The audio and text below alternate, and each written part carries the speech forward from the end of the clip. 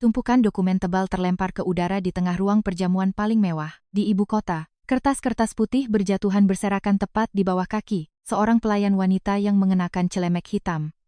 Suara direktur wanita itu terdengar melengking dan penuh penghinaan. Kertas-kertas yang kini diinjak oleh pelayan itu ditulis dalam bahasa yang, bagi orang berpendidikan rendah, sepertinya tidak akan pernah bisa dipahami walau menghabiskan seumur hidup. Seluruh meja perjamuan tersenyum sinis, sementara sang miliarder yang duduk di kursi utama mengernyitkan dahi. Semua orang menunggu gadis miskin itu menundukkan kepala, memunguti kertas-kertas itu, lalu merunduk keluar sambil menangis. Namun, dia tidak menangis. Dengan santai, dia membungkuk, memungut setiap lembar kertas, dan menyusunnya dengan rapi.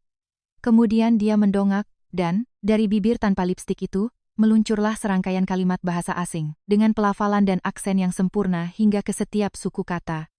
Ia menunjuk langsung pada jebakan hukum yang bisa menghancurkan kerajaan bisnis bernilai triliunan rupiah milik pria paling berkuasa di ruangan itu. Ruangan itu mendadak sunyi senyap. Siapa sebenarnya gadis ini? Mengapa kecerdasan sehebat itu disembunyikan di balik celemek seorang pelayan? Kisah ini dimulai dari sini. Malam dengan hujan deras yang mengguyur ibu kota Jakarta membawa suasana yang membuat orang merenung. Angin kencang berembus melewati pepohonan mahoni yang berjejer di jalanan, menyelinap ke kerah baju, membuat orang-orang di jalan mempercepat langkah mereka dari biasanya. Namun, di dalam restoran Adiningrat, dunianya sama sekali berbeda.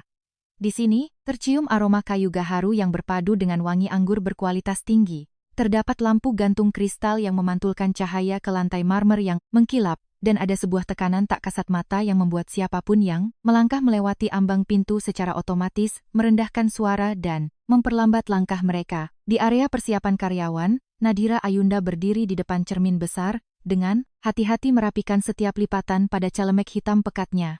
Kedua tangannya sudah diolesi krim pelembab, tetapi tetap tidak bisa menyembunyikan kapalan-kapalan kecil di sana. Itu adalah jejak dari ratusan malam mencuci piring, menyikat lantai, dan membawa nampan hingga lengannya mati rasa. Di usianya yang ke-28, wajahnya tanpa riasan mahal, tidak ada yang bisa dibilang memukau. Namun matanya sangat jernih, tenang, dalam, dan setenang permukaan danau di musim kemarau. Sudah lebih dari setahun ini, dia melayani di area ruang tamu VIP. Rekan-rekan kerjanya menatapnya dengan pandangan campuran antara kasihan dan tidak mengerti. Kasihan karena mereka tahu, dia bekerja keras 16 jam sehari, pagi-pagi buta di warung nasi uduk di ujung gang, dan larut malam di restoran ini, dua pekerjaan yang menarik tegang tubuh kurusnya. Tidak mengerti, karena meskipun melakukan pekerjaan kasar paling rendah, Nadhira tidak pernah terlihat membungkuk, merendahkan diri. Langkahnya ringan, punggungnya selalu tegak, dan senyumnya selalu berhenti pada batas kesopanan yang pas. Ada sesuatu pada dirinya yang tidak cocok dengan seragam yang ia kenakan, tetapi tidak ada yang bisa menyeburkannya. Nadhira naik ke ruang teratai. Ya, suara kepala pelayan memotong lamunannya. Malam ini Presiden Direktur Aryo Kusuma dari Cakrawala Group sedang menjamu tamu internasional. Kabarnya seorang miliarder Eropa Timur yang sangat pemilih. Manajer sudah berpesan berkali-kali, satu kesalahan kecil saja, seluruh tim kita bisa kehilangan pekerjaan. Baik, saya mengerti Kak, jawabnya. Nadhira menerima nampan berisi cangkir teh porselen tipis, melangkah dengan mantap menyusuri lorong berkarpet beludru merah tua. Pintu berukir halus dari ruang teratai terbuka sedikit, udara di dalam begitu tegang hingga terasa bisa disentuh. Aryo Kusuma duduk di kursi utama. Pria berusia awal 30-an ini dijuluki oleh media sebagai serigala penyendiri di dunia bisnis. Wajahnya bersudut tajam, alis tebalnya sedikit berkerut. Dia jarang bicara, tetapi setiap kali tatapannya menyapu, orang di hadapannya akan merasa pundak mereka bertambah berat. Di hadapannya adalah Tuan Volkov, pengusaha berkuasa dari Eropa Timur, orang yang memegang kendali atas sumber material konstruksi yang dikejar oleh Cakrawala Group selama setengah tahun terakhir. Duduk di sebelah Aryo adalah Karina Pramudya, Direktur Hubungan Masyarakat, mengenakan gaun sutra merah, menyala, perhiasan berkilau, dan senyum percaya diri yang dijaga dengan sangat hati-hati. Hanya saja, di dahinya sudah mulai bermunculan bintik-bintik keringat. Nadhira melangkah masuk dengan tenang, meletakkan nampan di meja kecil, dan dengan cekatan menuangkan air ke setiap cangkir porselen tanpa suara berlebih. Tepat pada saat itu, negosiasi menemui jalan buntu. Tuan Volkov mendorong tumpukan dokumen ke depan. Dia berbicara dalam bahasa ibunya, suaranya berat dan penuh ketidakpuasan. jarinya mengetuk pada sebuah klausul dalam dua bahasa. Karina tampak gelisah. Dia diperkenalkan sebagai lulusan luar negeri yang fasih. Berbagai bahasa, tetapi bahasa yang baru saja digunakan Tuan Volkov dipenuhi dengan istilah hukum kuno, struktur yang tidak akan pernah disentuh oleh buku, pelajaran percakapan biasa. Dia memaksakan senyum, menerjemahkan untuk Aryo, dengan suara yang sudah kehilangan ketegasannya. Bapak Presdir, beliau mengatakan klausul pembagian risiko ini tidak sesuai dengan kebiasaan di pihak mereka. Beliau ingin kita meningkatkan jaminan sebesar 5%. Aryo menyipitkan mata. Dia tidak mengerti bahasa itu, tetapi insting 10 tahun di dunia bisnis memberitahunya ada sesuatu yang tidak beres. Dia mengetukkan jarinya pelan ke meja, tatapan tajamnya menyapu bawahannya. Kamu, yakin beliau berkata begitu? Yakin, Pak. Pasti. Tangan Karina yang disembunyikan di bawah meja mulai gemetar. Dia menoleh ke arah Tuan Volkov, merangkai beberapa kalimat komunikasi dasar untuk meyakinkannya agar mengalah. Namun, Tuan Volkov semakin mengernyit. Dia adalah orang yang sangat menghargai kepercayaan dan keakuratan. Menyadari penerjemah itu entah tidak mengerti atau sedang memutarbalikkan perkataannya, wajahnya menjadi gelap. Dia memukul meja, lalu serangkaian kalimat bahasa Prancis yang tajam meluncur dengan cepat dan penuh amarah. Karina pucat pasi. Dia tahu bahasa Prancis, tetapi kecepatan dan kemarahan itu membuatnya tidak bisa menangkap bahkan separuh dari kata-katanya.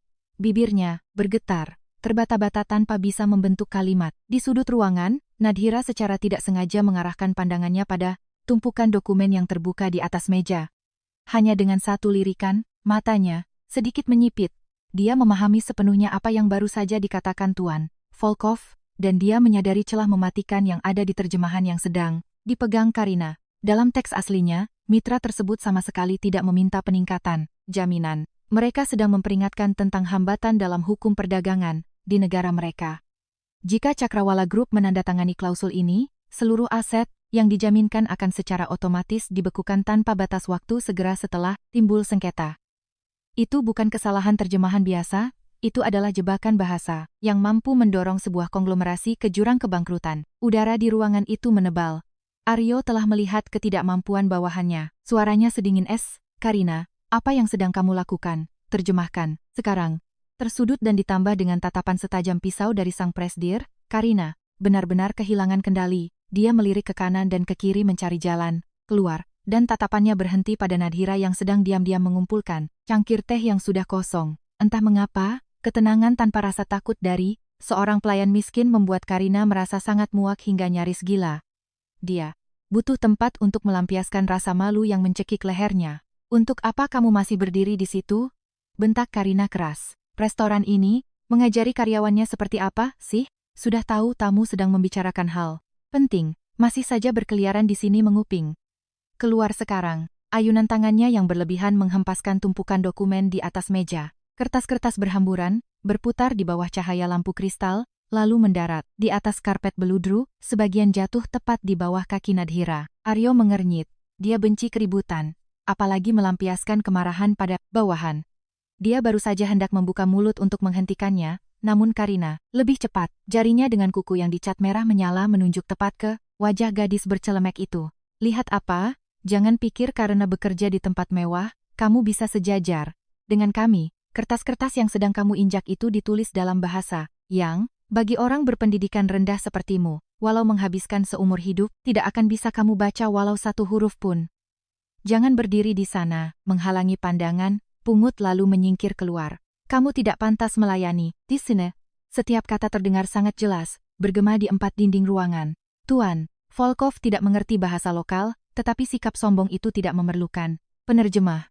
Dia menggelengkan kepala, tatapannya jelas menunjukkan rasa muak, lalu diam-diam menutup pena tintanya dan mendorong kursinya ke belakang. Baginya, sebuah perusahaan di mana manajernya begitu arogan, sekaligus tidak kompeten tidak layak untuk dipertahankan sedetik pun. Aryo memejamkan mata.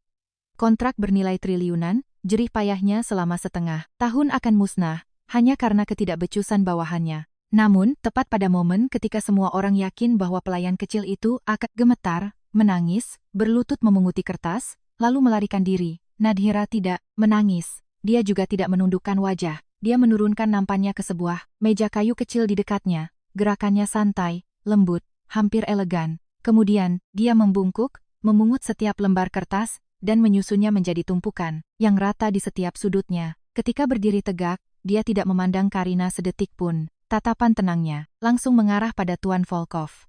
Dan kemudian, dari bibir tanpa lipstik itu, serangkaian kalimat bahasa asing bergema. Tepatnya, bahasa ibu Tuan Volkov. Pelafalannya akurat hingga ke suku kata terakhir, intonasinya berirama, penekanannya tepat seperti sebuah partitur musik yang telah dihafal di luar kepala. Dan struktur yang dia gunakan bukanlah bahasa dari buku teks, melainkan tingkat akademis tingkat tinggi. Dia tidak mengucapkan basa-basi. Dia sedang menerjemahkan secara utuh dan mutlak kekhawatiran hukum yang baru saja disampaikan oleh Tuan Volkov. Belum berhenti di situ, dia beralih ke bahasa Prancis, dengan fasih seperti air, mengalir menganalisis secara rinci perbedaan antara dua sistem hukum komersial, lalu memberikan solusi kompromi untuk klausul rasio risiko yang menyebabkan kebuntuan tersebut. Tuan Volkov, yang sudah setengah bangkit, tertegun. Mata abu-abu sang miliarder terbuka lebar, menatap pelayan wanita di depannya seolah sedang menyaksikan sesuatu yang mustahil. Kemarahan di wajahnya lenyap tak berbekas, digantikan oleh keheranan yang luar biasa, lalu senyum cerah merekah. Dia segera membalas perkataan Nadhira, suaranya menjadi ramah, bahkan antusias, dan di dalamnya terdapat rasa hormat yang tak perlu disembunyikan. Karina berdiri terpaku di tempatnya, bibirnya bergetar, wajahnya pucat pasi, tanpa setetes darah pun. Dia tidak bisa mempercayai telinganya. 5 tahun, kuliah di Eropa, miliaran rupiah dari keluarganya dihabiskan untuk gelar master. Namun saat ini, dia berdiri mendengarkan seorang pelayan restoran berbicara dengan lancar dalam dua bahasa tersulit di dunia dengan sikap layaknya seorang diplomat kawakan. Aryo, pria yang selalu bisa menjaga ketenangannya dalam situasi apapun, saat ini juga tidak bisa menyembunyikan keterkejutannya. Matanya terpaku pada punggung langsing itu. Celemek hitam murahan tidak bisa menutupi aura kebanggaan dan kebijaksanaan yang memancar dari dalam tulang sumsum gadis itu. Setelah selesai bertukar pikiran dengan Tuan Volkov, Nadhira menoleh ke arah Aryo Kusuma. Dia menggunakan bahasa Indonesia. Suaranya jernih, tidak cepat maupun lambat, tidak takut namun juga tidak menyalahkan. Bapak Presdir, tamu Anda sama sekali tidak meminta kenaikan jaminan. Kekhawatirannya terletak pada klausul kompensasi. Halaman 12. Menurut hukum nasional beliau, jika perusahaan Anda menandatangani bagian ini, semua aset, jaminan akan segera dibekukan jika terjadi fluktuasi nilai tukar mata uang asing. Beliau baru saja hendak menolak kerjasama karena menganggap pihak Anda sengaja memasang jebakan hukum. Saya telah lancang mewakili Anda untuk menjelaskan bahwa ini hanyalah kesalahan dalam penerjemahan oleh bawahan Anda, sekaligus mengutip preseden hukum internasional, agar kedua belah pihak dapat menggunakannya sebagai alternatif. Aryo terdiam membeku. Punggung kemejanya basah oleh keringat dingin. Sedikit lagi saja, tangannya sendiri yang akan mendorong jerih payahnya ke jurang. Nadhira melangkah maju, meletakkan tumpukan dokumen yang telah disusun rapi di atas meja, tepat di depan Karina. Dia menatap direktur wanita itu dengan pandangan setenang permukaan air, tidak menang, tidak menantang, hanya sebuah tatapan lurus. Kemudian dia berbicara, setiap kata seringan angin namun jatuh, seberat ribuan ton. Nona, bahasa diciptakan untuk menghubungkan manusia, bukan untuk membedakan kelas sosial. Pakaian mewah tidak bisa menutupi kekurangan kompetensi, dan selembar celemek juga tidak bisa mengurung kecerdasan. Saya mungkin orang yang menuangkan air untuk Anda, tetapi itu tidak berarti saya kurang berpendidikan. Dibandingkan Anda, seluruh ruangan hening. Suara dengungan AC tiba-tiba menjadi sangat memekakkan telinga. Karina tidak bisa mengucapkan sepatah kata pun. Kedua tangannya mencengkeram erat ujung gaun sutra mahalnya, 10 ujung jarinya memutih. Rasa malu yang memuncak hingga ke tenggorokan membuatnya hanya berharap lantai retak, dan ia bisa cuy ke dalamnya. Tuan Volkov berdiri, bertepuk tangan memberi apresiasi. Dia melangkah maju, sedikit menunduk di hadapan Nadhira sesuai dengan etika seorang pria Eropa yang ditujukan untuk wanita yang dihormatinya. Kemudian dia berpaling kepada Aryo dan berbicara melalui terjemahan Nadhira. Presiden Direktur Aryo, Anda memiliki karyawan yang sangat luar biasa. Penjelasannya utuh dan menunjukkan pemahaman yang mendalam tentang budaya kami. Karena ketulusan itu, saya memutuskan untuk kembali duduk di meja perundingan. Ine. Aryo berdiri, dadanya naik turun karena emosi yang tumpang tindih yang bahkan dia sendiri belum bisa menamainya. Dia menatap Nadhira, mata hitam pekatnya memancarkan ribuan pertanyaan. Dia ingin menahannya. Ingin bertanya siapa dia, ingin tahu mengapa kecerdasan setajam itu harus merunduk melayani di tempat ini. Namun, Nadhira tidak memberinya kesempatan itu. Dia sedikit menundukkan kepala, menyapa orang-orang yang hadir, lalu dengan tenang berbalik dan melangkah pergi. Tunggu, Suara Aryo bergema, berat dan hangat, membawa serta sebuah penahanan, yang bahkan dia sendiri tidak menyadarinya. Nadhira berhenti, tetapi dia tidak menoleh. Pekerjaan pelayanan saya di ruangan ini sudah selesai, suaranya tetap ringan, tetap sesuai dengan statusnya malam. Itu, semoga negosiasi Anda sekalian sukses. Pintu tertutup di belakangnya, memotong dua dunia. Malam itu, setelah mengantar Tuan Volkov ke mobilnya beserta kontrak yang telah diubah dan ditandatangani dengan sukses, Aryo kembali ke ruang VIP. Ruangan itu kosong.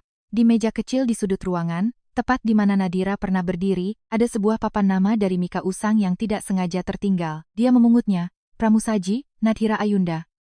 3 kata yang dicetak rapi di atas, latar belakang putih yang sudah menguning. Jarinya mengusap lembut deretan huruf. Itu, tatapannya mengarah ke kegelapan malam yang dingin di balik kaca jendela. 10 tahun malang, melintang di dunia bisnis, bertemu dengan tak terhitung, banyaknya pakar, akademisi, dan konsultan terkemuka, belum ada satupun yang meninggalkan goncangan sehebat itu dalam dirinya, hanya dalam beberapa menit. Ketenangannya, aura kebanggaannya yang tumbuh dari kemiskinan, kecerdasan luar biasa yang disembunyikan di balik selembar celemek. Dia memanggil manajer restoran. Dia menoleh ke arah asisten yang menunggu di pintu, suaranya membawa perintah yang tidak bisa ditolak. Saya ingin seluruh riwayat hidup gadis bernama Nadhira Ayunda. Malam ini juga, di luar restoran, Nadhira menenteng tas kainnya yang sudah pudar, keluar dari pintu samping khusus karyawan. Angin malam menerpa langsung ke wajah kurusnya, membawa serta rintik hujan gerimis yang menusuk tulang. Dia menarik kerah jaket. Usangnya, berjalan menunduk menuju halte bus terakhir hari itu. Gelar doktor linguistik tidak bisa menahan hawa dingin malam ibu kota. Itu juga, tidak bisa menghapus utang besar yang membebani bahu kurusnya, juga tidak bisa segera menarik ibunya yang terbaring di ranjang rumah sakit keluar dari rasa sakit. Namun di lubuk hatinya, janji yang dia ucapkan pada ibunya tetap menyala, tak padam. Dia tahu kegelapan ini pasti akan berlalu, hanya saja, dia sama sekali tidak menyangka bahwa tepat saat dia melangkah keluar dari pintu ruang teratai malam ini, roda nasibnya dan pria dingin itu telah mulai berputar, dan itu akan membawa keduanya ke dalam sebuah perjalanan yang tak seorang pun bisa menduganya. Jam menunjukkan pukul 2 pagi, seluruh kota Jakarta telah tenggelam dalam tidur yang sunyi, namun lantai tertinggi menara eksekutif Cakrawala Group masih benderang oleh cahaya lampu. Aryo Kusuma berdiri diam di depan dinding kaca transparan yang membentang dari langit-langit ke lantai. Tatapannya menerawang ke arah titik-titik cahaya yang berkedip di jalanan di bawah sana. Di tangannya, ada secangkir kopi hitam yang sudah lama dingin. Citra gadis bercelemek hitam pekat dengan sikap tenang yang menakutkan, dan rentetan bahasa asing yang mengalir lancar di tengah ruang perjamuan, terus berulang-ulang di benaknya. Suara langkah kaki yang tergesa-gesa memecah keheningan.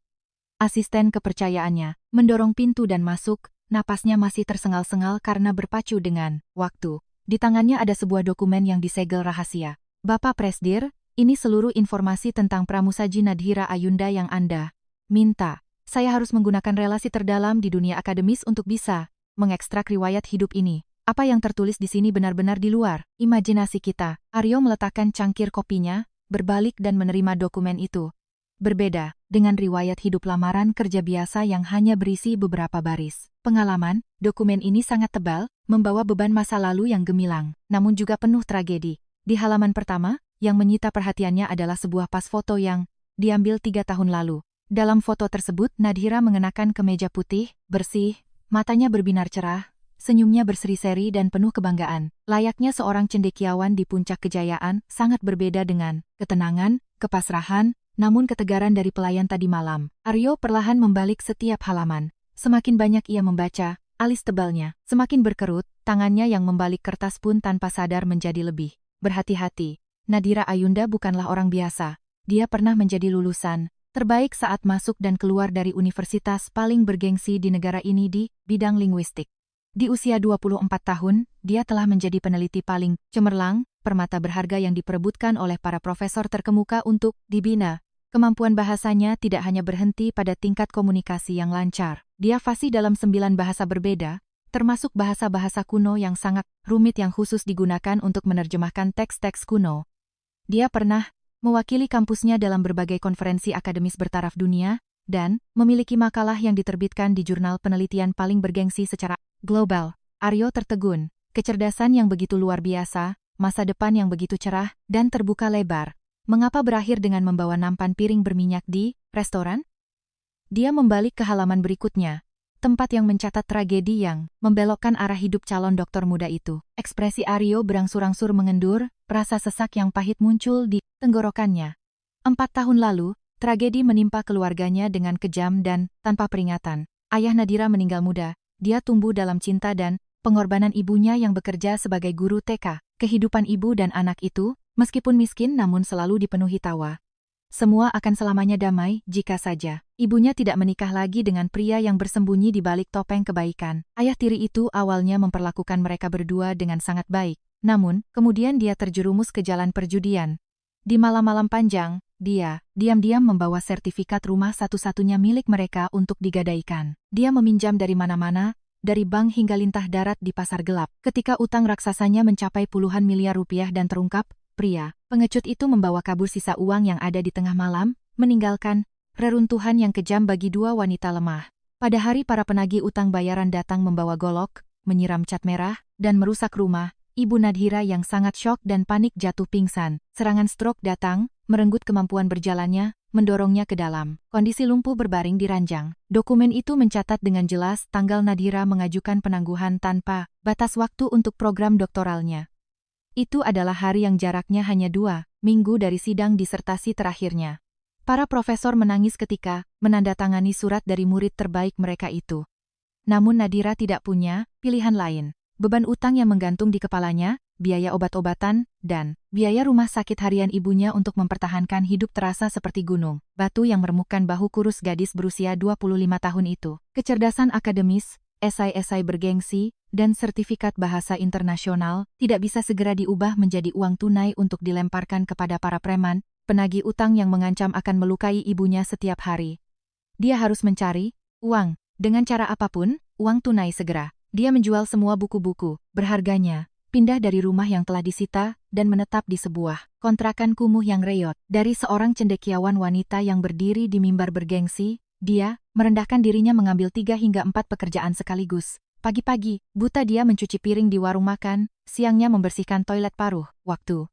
Malam hari dia mengenakan celemek untuk melayani di restoran mewah.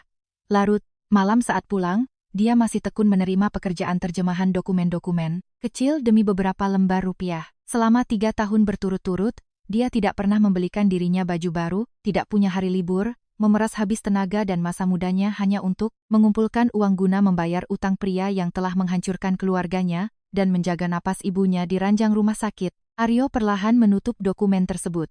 Kedua tangan pria yang biasa menandatangani kontrak akuisisi bernilai triliunan rupiah itu kini sedikit gemetar. Dia memejamkan mata rapat-rapat. Di benaknya muncul wajah arogan dan sombong Direktur Karina malam ini. Lalu dia membandingkannya dengan punggung kurus namun tegak milik Nadhira ketika dia memunguti kertas di lantai. Karina lahir di atas tumpukan sutra, digelar karpet merah untuk naik ke posisi direktur, tetapi otaknya kosong dan berpikiran sempit. Sementara Nadhira memiliki otak yang luar biasa, namun dihancurkan oleh arus kehidupan yang kejam, hingga ke dasar masyarakat paling bawah. Namun, dia sama sekali tidak mengeluh, tidak kehilangan martabat seorang cendekiawan. Kata-katanya terngiang di telinganya. Bahasa diciptakan untuk menghubungkan manusia, bukan untuk membedakan kelas sosial. Selembar celemek tidak bisa mengurung kecerdasan. Aryo menghembuskan napas panjang, dadanya terasa nyeri oleh perasaan hormat dan kepedihan yang memuncak. Dia mengerti bahwa ketenangan gadis itu malam ini bukanlah kepasrahan dari orang rendahan, melainkan ketenangan dari sebuah gunung batu yang telah melewati badai terhebat dalam hidupnya. Pada saat yang sama, di sebuah kawasan kontrakan kumuh yang terletak jauh di dalam gang sempit dan lembab di pinggiran kota Jakarta. Hari sudah larut malam, rasa dingin semakin menusuk. Suara jangkrik bersahutan bercampur dengan suara batuk rejan yang terdengar dari kamar-kamar beratap seng tipis. Nadhira dengan pelan mendorong pintu tripleks yang sudah rapuh, melangkah ke dalam kamar kontrakan yang luasnya tidak sampai 15 meter persegi. Bau lembab dari dinding yang mengelupas berpadu dengan bau obat yang menyengat.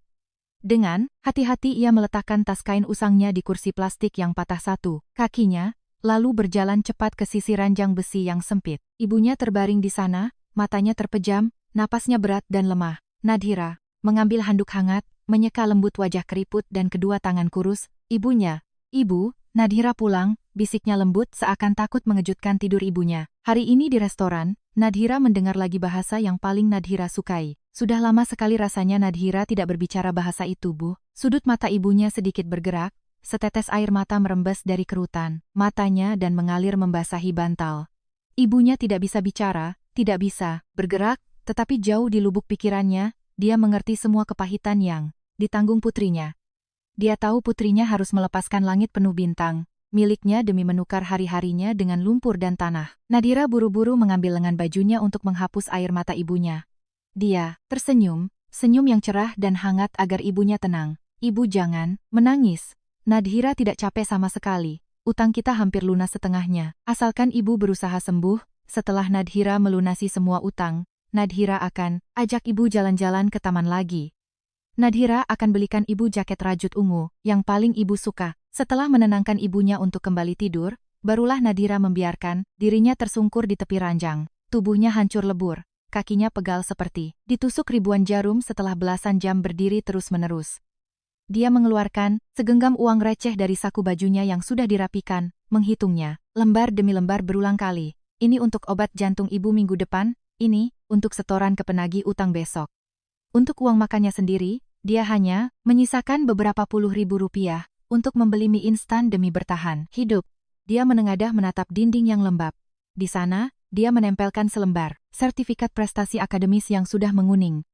Itu adalah kenangan terakhir dari sosok Nadhira Ayunda yang pernah berdiri di podium kejayaan. Ada malam-malam di mana rasa iba pada diri sendiri menyumbat tenggorokannya. Dia hanya ingin menyerah, tetapi setiap kali mendengar napas ibunya yang berat, dia menggigit bibirnya hingga berdarah, mengingatkan dirinya sendiri bahwa dia tidak boleh tumbang. Besok pagi, biaya rumah sakit akan jatuh tempo lagi. Besok pagi, penagih utang berwajah gelap itu akan menggedor pintu lagi. Roda kehidupan yang kejam terus, tanpa henti meremukkan mimpi. Kembali ke menara eksekutif Cakrawala Group, Aryo Kusuma masih berdiri diam di dekat jendela. Dia mengeluarkan ponselnya, menekan sederet nomor untuk memanggil asisten yang menunggu perintah di luar. Suara miliarder itu bergema di tengah malam, tenang, tegas, dan membawa tekad yang mutlak. Batalkan semua jadwal saya besok pagi. Siapkan mobil, saya akan pergi sendiri ke tempat kontrakan gadis itu. Permata yang begitu bersinar tidak boleh terus terkubur di dalam lumpur. Di luar, rintik hujan sisa badai masih turun membasahi ibu kota. Malam yang panjang akan segera berlalu, memberi tempat bagi pagi yang menentukan, di mana dunia sang miliarder yang berdiri di puncak dan dunia sang pelayan di dasar. Lumpur akan sekali lagi bertabrakan. Kawasan kontrakan kumuh itu terletak jauh di dalam gang tanah merah yang becek. Di pinggiran kota, di mana sinar matahari yang langka baru bisa menembus atap-atap seng berkarat yang saling berhimpitan. Pagi itu, seluruh gang gempar, lebih ribut dari biasanya. Anak-anak berhenti bermain, ibu-ibu yang sedang mencuci baju di keran umum juga menghentikan tangan. Mereka membelalakan mata melihat pemandangan yang belum pernah terjadi sepanjang sejarah kawasan kumuh ini.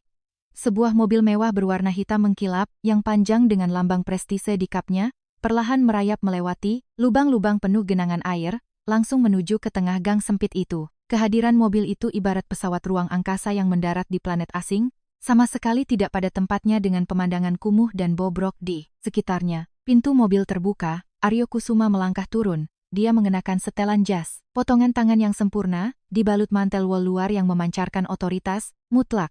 Sepatu kulitnya yang mengkilap menginjak tanah basah, namun ia sama sekali tidak terlihat ragu atau mengernyit. Tatapan dalam sang presdir menyapu dinding-dinding yang terkelupas, tali jemuran pakaian yang melintang tak karuan, dan akhirnya berhenti pada kamar kontrakan terakhir yang tersembunyi di sudut gelap. Saat itu, Nadhira sedang berdiri di depan pintu kamarnya, menggulung lengan. Kemejanya yang sudah usang, sibuk mencuci baskom besar berisi pakaian di tengah udara pagi yang dingin. Kedua tangannya memerah dan kaku karena air dingin. Mendengar bisik-bisik tetangga, dia mendongak. Mata jernihnya sedikit bergetar ketika mengenali pria yang sedang berjalan ke arahnya. Keterkejutan melintas sejenak, tetapi segera setelah itu ketenangan yang familiar kembali menyelimuti wajahnya. Dia buru-buru mengeringkan tangannya di celemek, berdiri tegak, tatapannya sama sekali tidak menghindar ketika Aryo menghentikan langkah tepat di depannya. "Selamat pagi, Nadhira Ayunda," sapa Aryo, nadanya berat dan hangat, tidak membawa keangkuhan orang yang melihat dari atas ke bawah. "Selamat pagi, Bapak Presdir Aryo," jawab Nadhira, suaranya setenang permukaan air. "Jika Anda datang untuk mencari penerjemah untuk rapat kemarin, saya khawatir Anda salah tempat." Saya hanyalah seorang pelayan, dan sekarang ini adalah waktu istirahat saya. Aryo tersenyum tipis. Kejujuran dan ketegasannya justru membuatnya semakin dihormati. Dia memberi isyarat kepada asistennya yang berdiri di belakang. Sang asisten segera maju, mengeluarkan sebuah dokumen kontrak yang dilapisi sampul, kulit berkualitas tinggi, dengan hati-hati menyerahkannya dengan kedua tangan kepada Nadhira. Saya datang bukan untuk mencari seorang pelayan. Aryo menatap lurus ke mata Nadhira. Pandangannya tulus dan menyala. Saya datang untuk mencari orang yang pantas menduduki posisi konsultan bahasa dan budaya strategis senior di Cakrawala Group. Ini adalah kontrak yang saya susun sendiri semalam. Gaji awal dan tunjangan, semuanya dibiarkan kosong agar kamu bisa mengisinya sendiri. Hanya dengan anggukan darimu, seluruh utangmu saat ini akan segera dilunasi oleh perusahaan, dan ibumu akan dipindahkan ke rumah sakit internasional dengan fasilitas medis terbaik. Para tetangga yang berkerumun mendengarkan pembicaraan itu menutup mulut karena kaget. Sebuah tawaran bernilai miliaran, langkah mengubah hidup yang bahkan puluhan ribu orang memimpikannya pun tidak mungkin terjadi, kini diletakkan tepat di hadapan gadis miskin pencuci piring ini. Nadhira menunduk melihat kontrak beraksen emas di tangan asisten itu. Sudut bibirnya sedikit bergerak, tetapi bukan senyum kebahagiaan melainkan rasa getir. Dia tidak mengulurkan tangan untuk menerimanya. Saya sangat berterima kasih atas kebaikan Anda, Bapak Presdir. Nadhira mundur, selangkah, matanya teguh. Tapi saya menolak. Aryo mengernyit, kejutan tampak jelas di wajahnya yang biasanya selalu bisa mengontrol emosi. Kenapa? Kamu punya bakat, kamu punya pengetahuan, kamu pantas berdiri di tempat yang paling terang. Mengapa menerima untuk mengubur masa mudamu di tempat gelap ini? Melakukan pekerjaan yang memeras tenagamu dengan penghasilan yang tidak seberapa, karena kedamaian, Pak. Jawab Nadhira. Suaranya pelan, tetapi jelas. Dunia korporat besar adalah medan perang tanpa asap mesiu, penuh dengan tipu daya, persaingan, dan saling menginjak untuk bertahan hidup.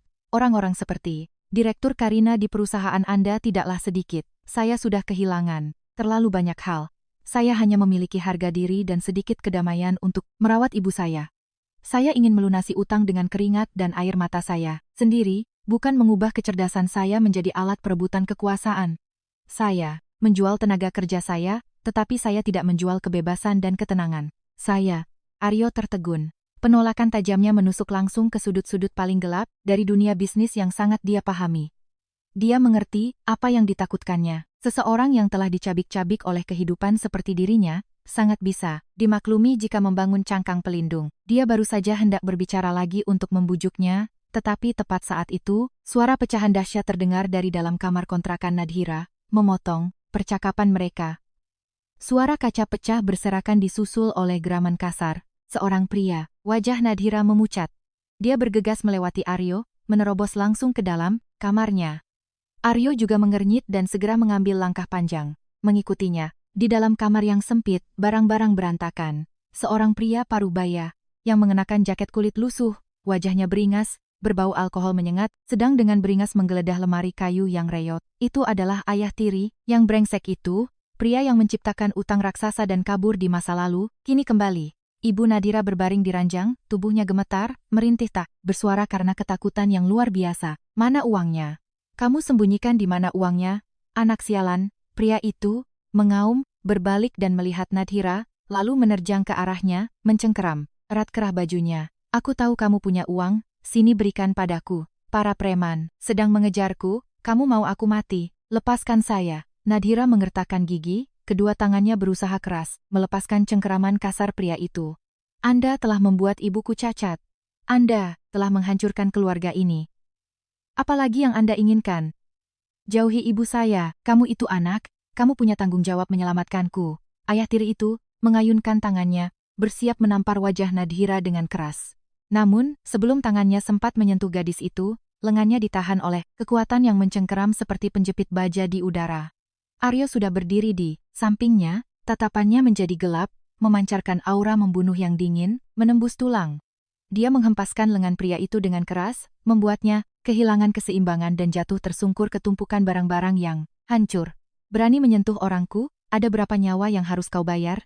Suara Aryo bergema, berat namun mengandung kekuatan ribuan ton. Ayah tiri itu merangkak bangun, berniat memaki. Tetapi ketika melihat dua pengawal berbaju hitam tinggi besar baru saja masuk ke ruangan, ditambah dengan aura dominan dari miliarder di depannya, Ia gemetar dan meringkuk di sudut dinding.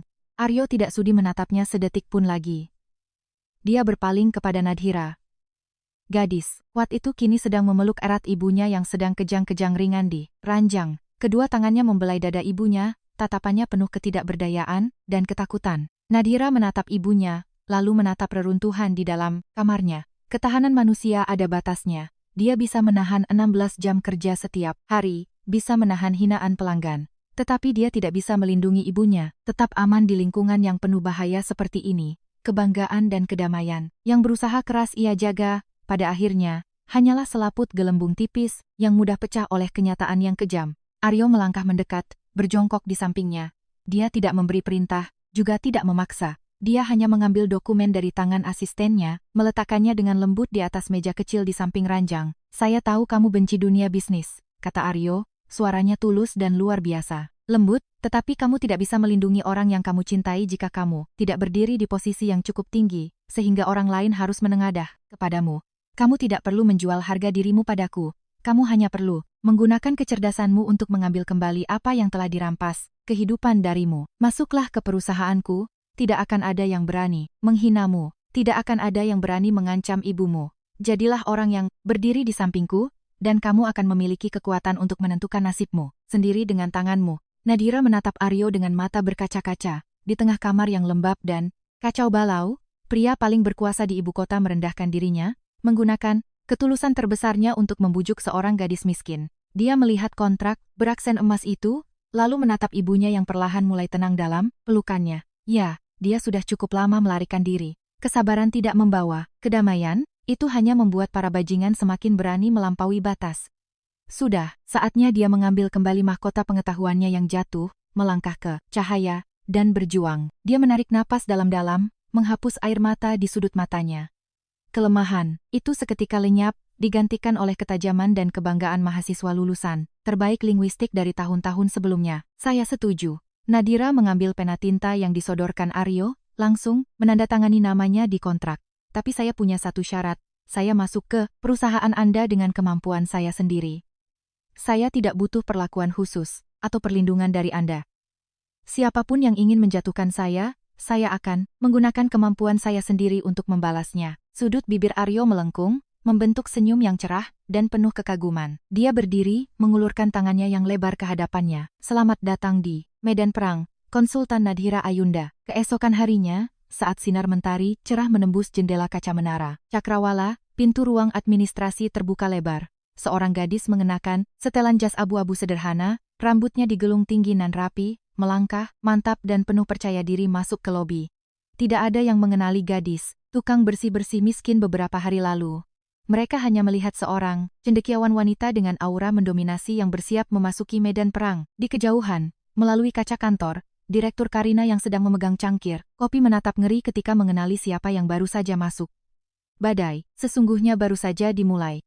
Langkah demi langkahnya akan membongkar konspirasi apa saja yang tersembunyi di perusahaan triliunan rupiah ini.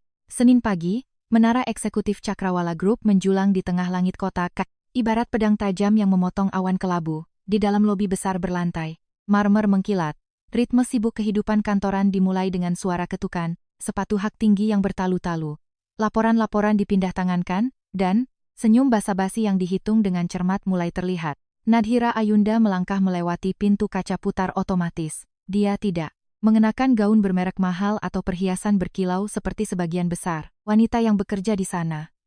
Dia hanya mengenakan kemeja biru muda yang disetrika rapi dipadu dengan celana panjang hitam dan sepatu datar yang sederhana.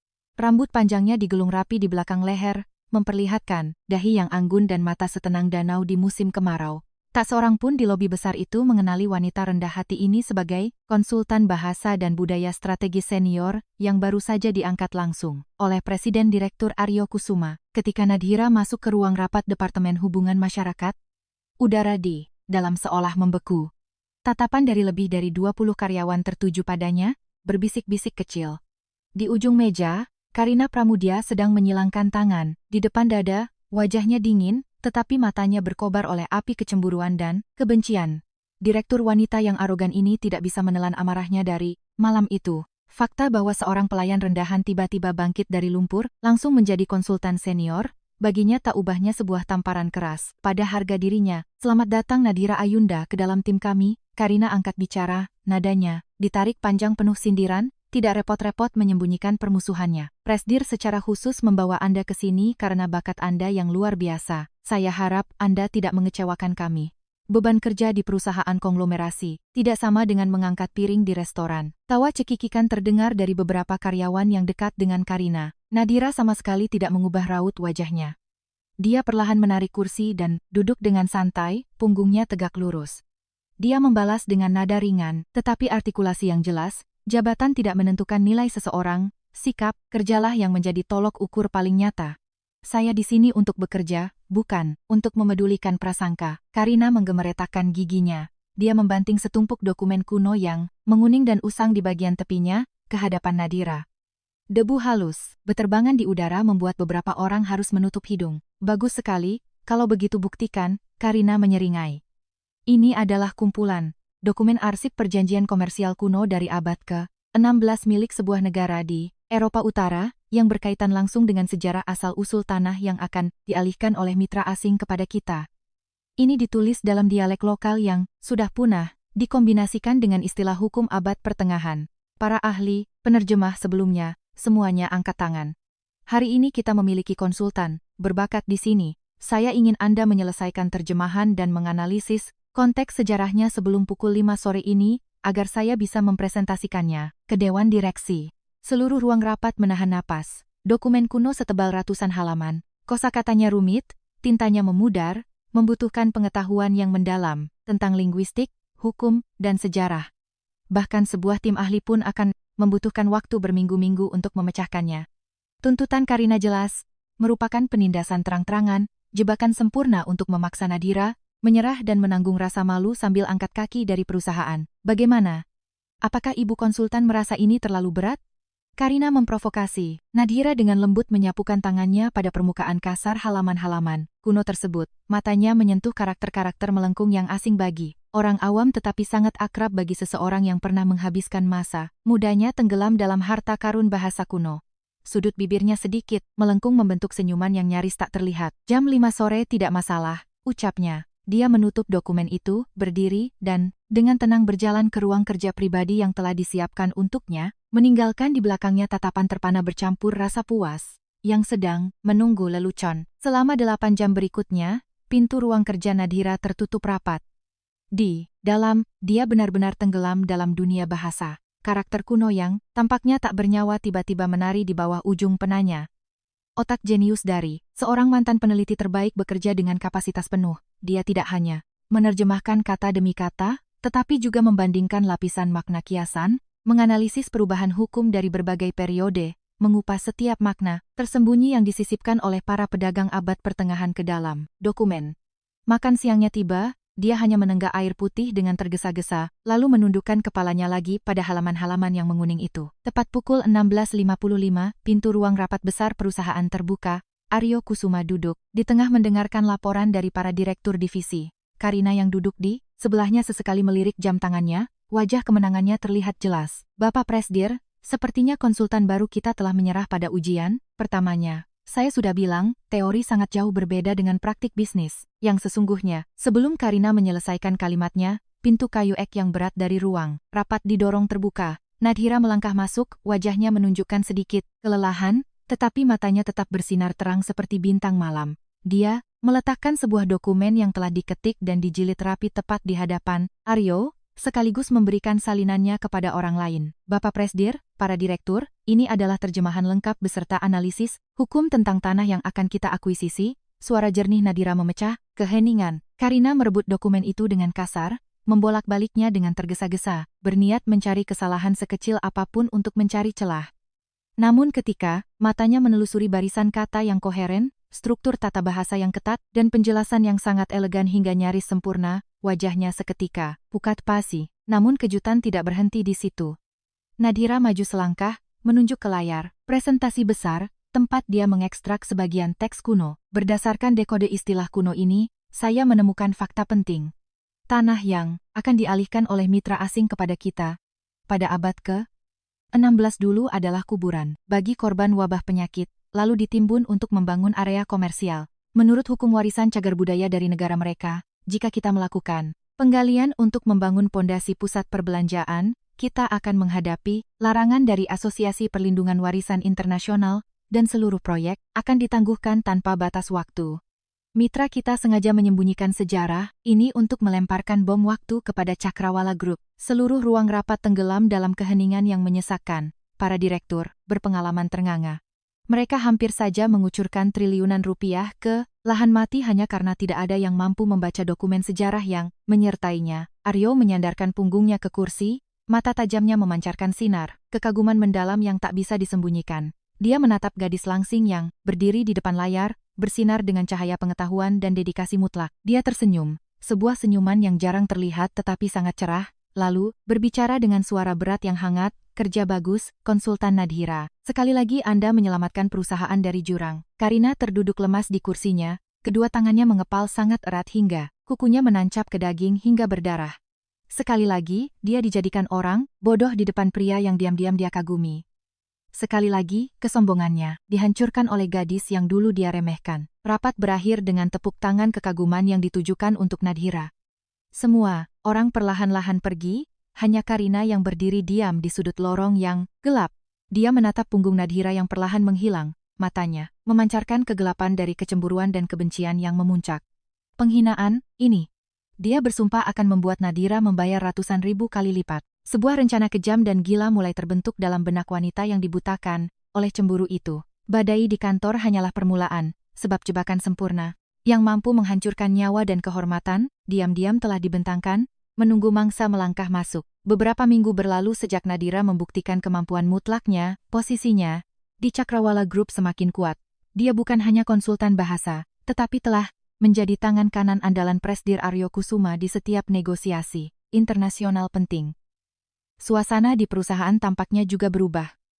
Tatapan merendahkan pada awalnya telah digantikan oleh rasa hormat. Namun, di balik kedamaian singkat itu, awan hitam mulai menggulung, menandakan badai besar akan segera datang. Cuaca ibu kota di akhir tahun ini terasa sangat tidak bersahabat, langit selalu kelabu, kabut tebal menyelimuti. Sesekali angin kencang menderu menghantam kaca-kaca gedung pencakar langit, menciptakan suara seram yang mendirikan bulu roma. Cakrawala Group sedang memasuki tahap negosiasi akhir untuk proyek energi terbarukan berskala masif dengan raksasa dari Eropa Utara.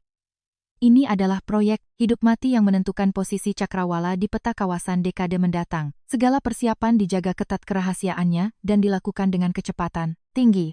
Karina Pramudya, karena kehilangan poin berturut-turut di mata Aryo, mengambil alih tugas utama menyusun dan meninjau klausul kontrak ini guna merebut kembali posisinya. Menolak bantuan dari Departemen Konsultan Bahasa, ia dengan percaya diri mengandalkan koneksi pribadinya dengan beberapa tokoh di pihak mitra untuk mempercepat proses. Jumat pagi, kurang dari 4 jam sebelum upacara penandatanganan resmi pada pukul 2 siang, udara di kantor setegang senar gitar. Nadhira sedang duduk di ruang kerjanya, menyusun arsip sejarah proyek. Menurut prosedur, draft kontrak akhir harus diserahkan kepadanya untuk ditinjau terakhir kalinya dari segi makna, bahasa dan budaya. Namun, hingga detik ini, dia belum menerima satupun dokumen dari Departemen Humas milik Karina. Keterlambatan yang tidak wajar ini membuat insting tajam Nadhira berbunyi. Beralasan membuat teh, Nadhira diam-diam melewati area printer pusat Departemen Humas.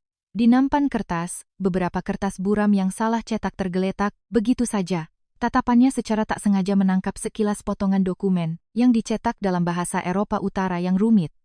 Hanya dalam hitungan detik, memindai karakter-karakter itu, detak jantung Nadhira tiba-tiba berpacu cepat. Teks itu menyebutkan istilah hukum teknis yang sangat langka. Jika diterjemahkan secara harfiah, itu berarti tanggung jawab berbagi kerugian. Namun Nadhira tahu, dalam sistem kosakata kuno yang terkait dengan hukum dagang wilayah Eropa Utara yang pernah ia teliti secara mendalam, jika istilah ini disertai dengan artikel pasti di awal kalimat, maknanya akan sepenuhnya terbalik menjadi tanggung jawab menanggung kerugian independen. Itu artinya, jika proyek energi ini mengalami insiden lingkungan atau kekurangan modal, seluruh kerugian miliaran dolar akan dibebankan ke Cakrawala Group, sementara mitra asing akan mundur dengan aman tanpa kehilangan 1 sen pun. Wajah Nadhira memucat. Ini bukan kesalahan dasar, ini adalah sisipan yang sangat halus hingga tingkat iblis. jebakan linguistik yang tak akan pernah disadari oleh mereka yang hanya belajar percakapan bahasa biasa seperti Karina.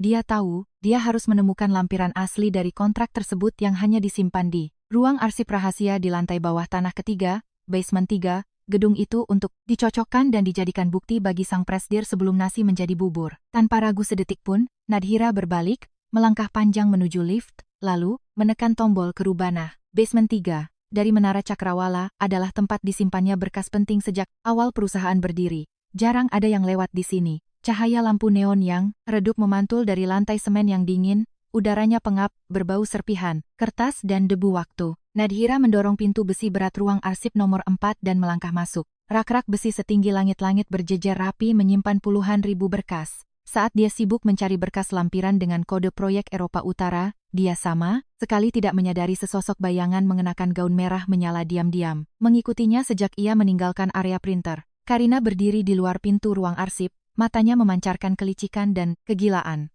Dia sudah menyadari bahwa Nadhira mencoba menyelidiki kontrak itu. Jika dia membiarkan wanita ini membawa bukti ke Aryo, kariernya tamat selamanya. Semua upayanya untuk merebut kembali sorotan akan musnah. Kepanikan yang bercampur kebencian membuat Karina melakukan tindakan gila.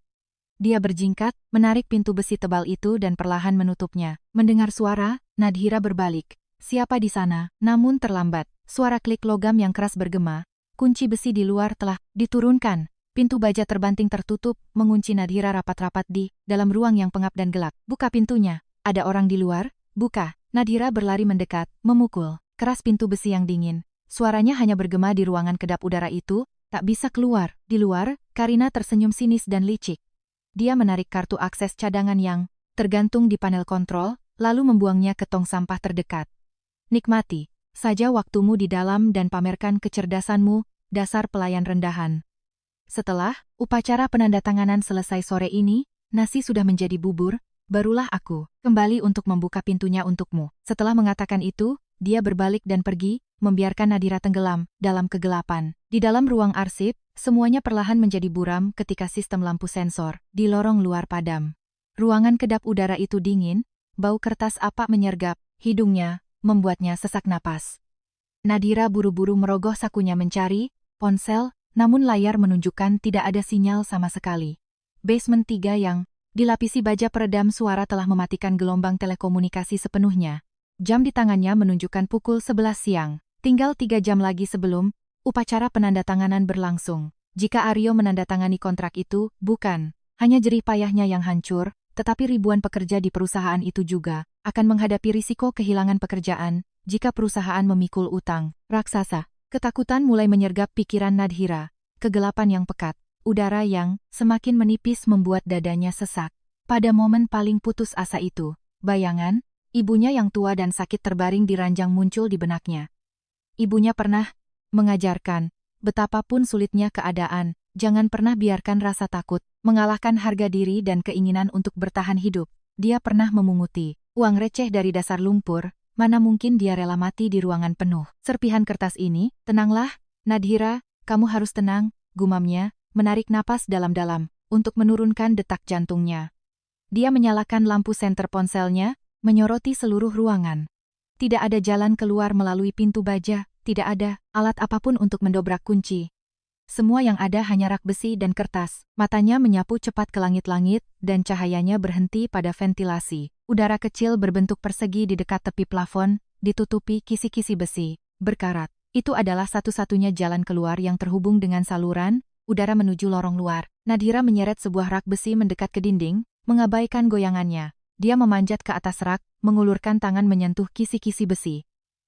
Itu dikencangkan dengan sekrup yang sudah lama tak dilepas. Dia tidak punya obeng, tidak punya tang. Matanya dengan liar mencari di sekeliling. Dia melompat turun, membongkar tumpukan arsip lama, hingga akhirnya menemukan klip binder baja besar, jenis yang digunakan untuk mengikat buku tebal. Menggunakan kekuatan keputusasaan, Nadhira mematahkan klip itu, mengubahnya menjadi bilah logam tipis. Dia kembali memanjat rak, menyelipkan bilah logam itu ke celah sekrup yang berkarat, lalu berusaha keras memutarnya. Waktu terus merayap menit demi menit tanpa ampun. Ruangan yang pengap membuat keringat bercucuran membasahi kemejanya. Kedua tangan yang biasanya hanya memegang pena, kini harus mengerahkan tenaga untuk memutar sekrup berkarat. 1 sekrup, 2 sekrup, Tepi besi mengiris tangannya, darah merembes, menetes, ketumpukan berkas di bawahnya, tetapi dia tidak merasakan sakit. Di kepalanya, hanya ada satu pikiran, dia harus keluar, dia harus mencegah jebakan yang bersiap menelan pria yang telah mengulurkan tangan menyelamatkan hidupnya. Suara detak jam berpadu dengan napas Nadhira yang terengah-engah dalam kegelapan. 13,45. Pintu perangkap raksasa perlahan turun. Akankah tangan yang berdarah itu sempat merobek kegelapan untuk kembali ke cahaya, atau kebenaran akan selamanya terkubur di ruang arsip yang dingin ini? Suasana di ruang perjamuan utama di lantai paling atas Cakrawala Group saat ini begitu formal dan megah hingga membuat napas tertahan. Meja penandatanganan dari kayu solid dilapisi taplak beludru. Pena-pena berlapis emas telah diletakkan pada posisinya. Di sekeliling, puluhan lensa media berkedip tak henti-hentinya, menunggu momen bersejarah jabat tangan abad ini antara Cakrawala Group dan raksasa dari Eropa Utara. Aryo Kusuma berdiri tegak dalam setelan hitam pekat, auranya tenang dan agung. Namun tersembunyi jauh di dalam matanya yang tajam adalah kegelisahan yang sulit dijelaskan. Dia terus-menerus melihat jam tangannya.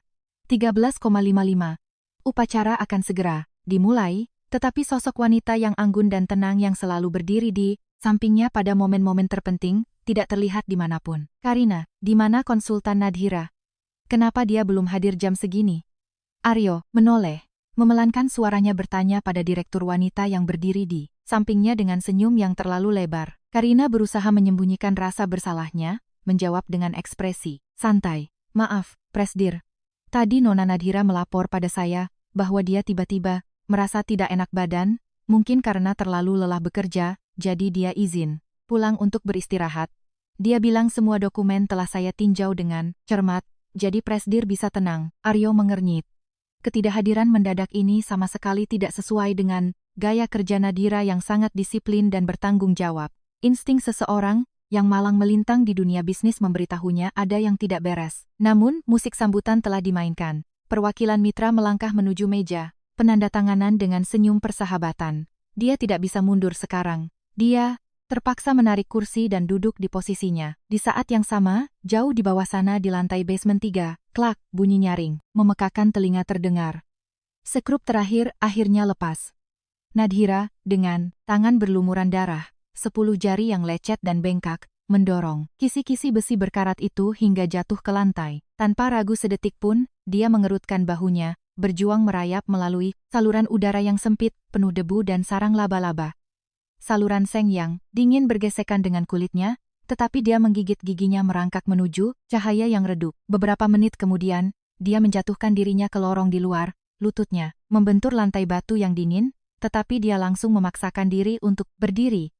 Seluruh tubuh Nadhira saat ini tertutup debu abu-abu, kemejanya sobek, di beberapa bagian, darah dari telapak tangannya menetes. Dia tampak tak ubahnya, seperti seseorang yang baru saja lolos dari kematian. Di tangannya, ia memeluk erat lampiran dokumen asli yang ia temukan. Dia berlari menuju lift, tetapi menyadari kartu akses karyawannya telah jatuh, entah kemana di dalam kegelapan. Tanpa ragu, Nadhira berbelok berlari, mati-matian menuju tangga darurat. Dari basement 3 menuju lantai 30 ruang perjamuan adalah jarak yang tampaknya akan menguras habis tenaga manusia, tetapi dia terus berlari menaiki anak tangga demi anak tangga.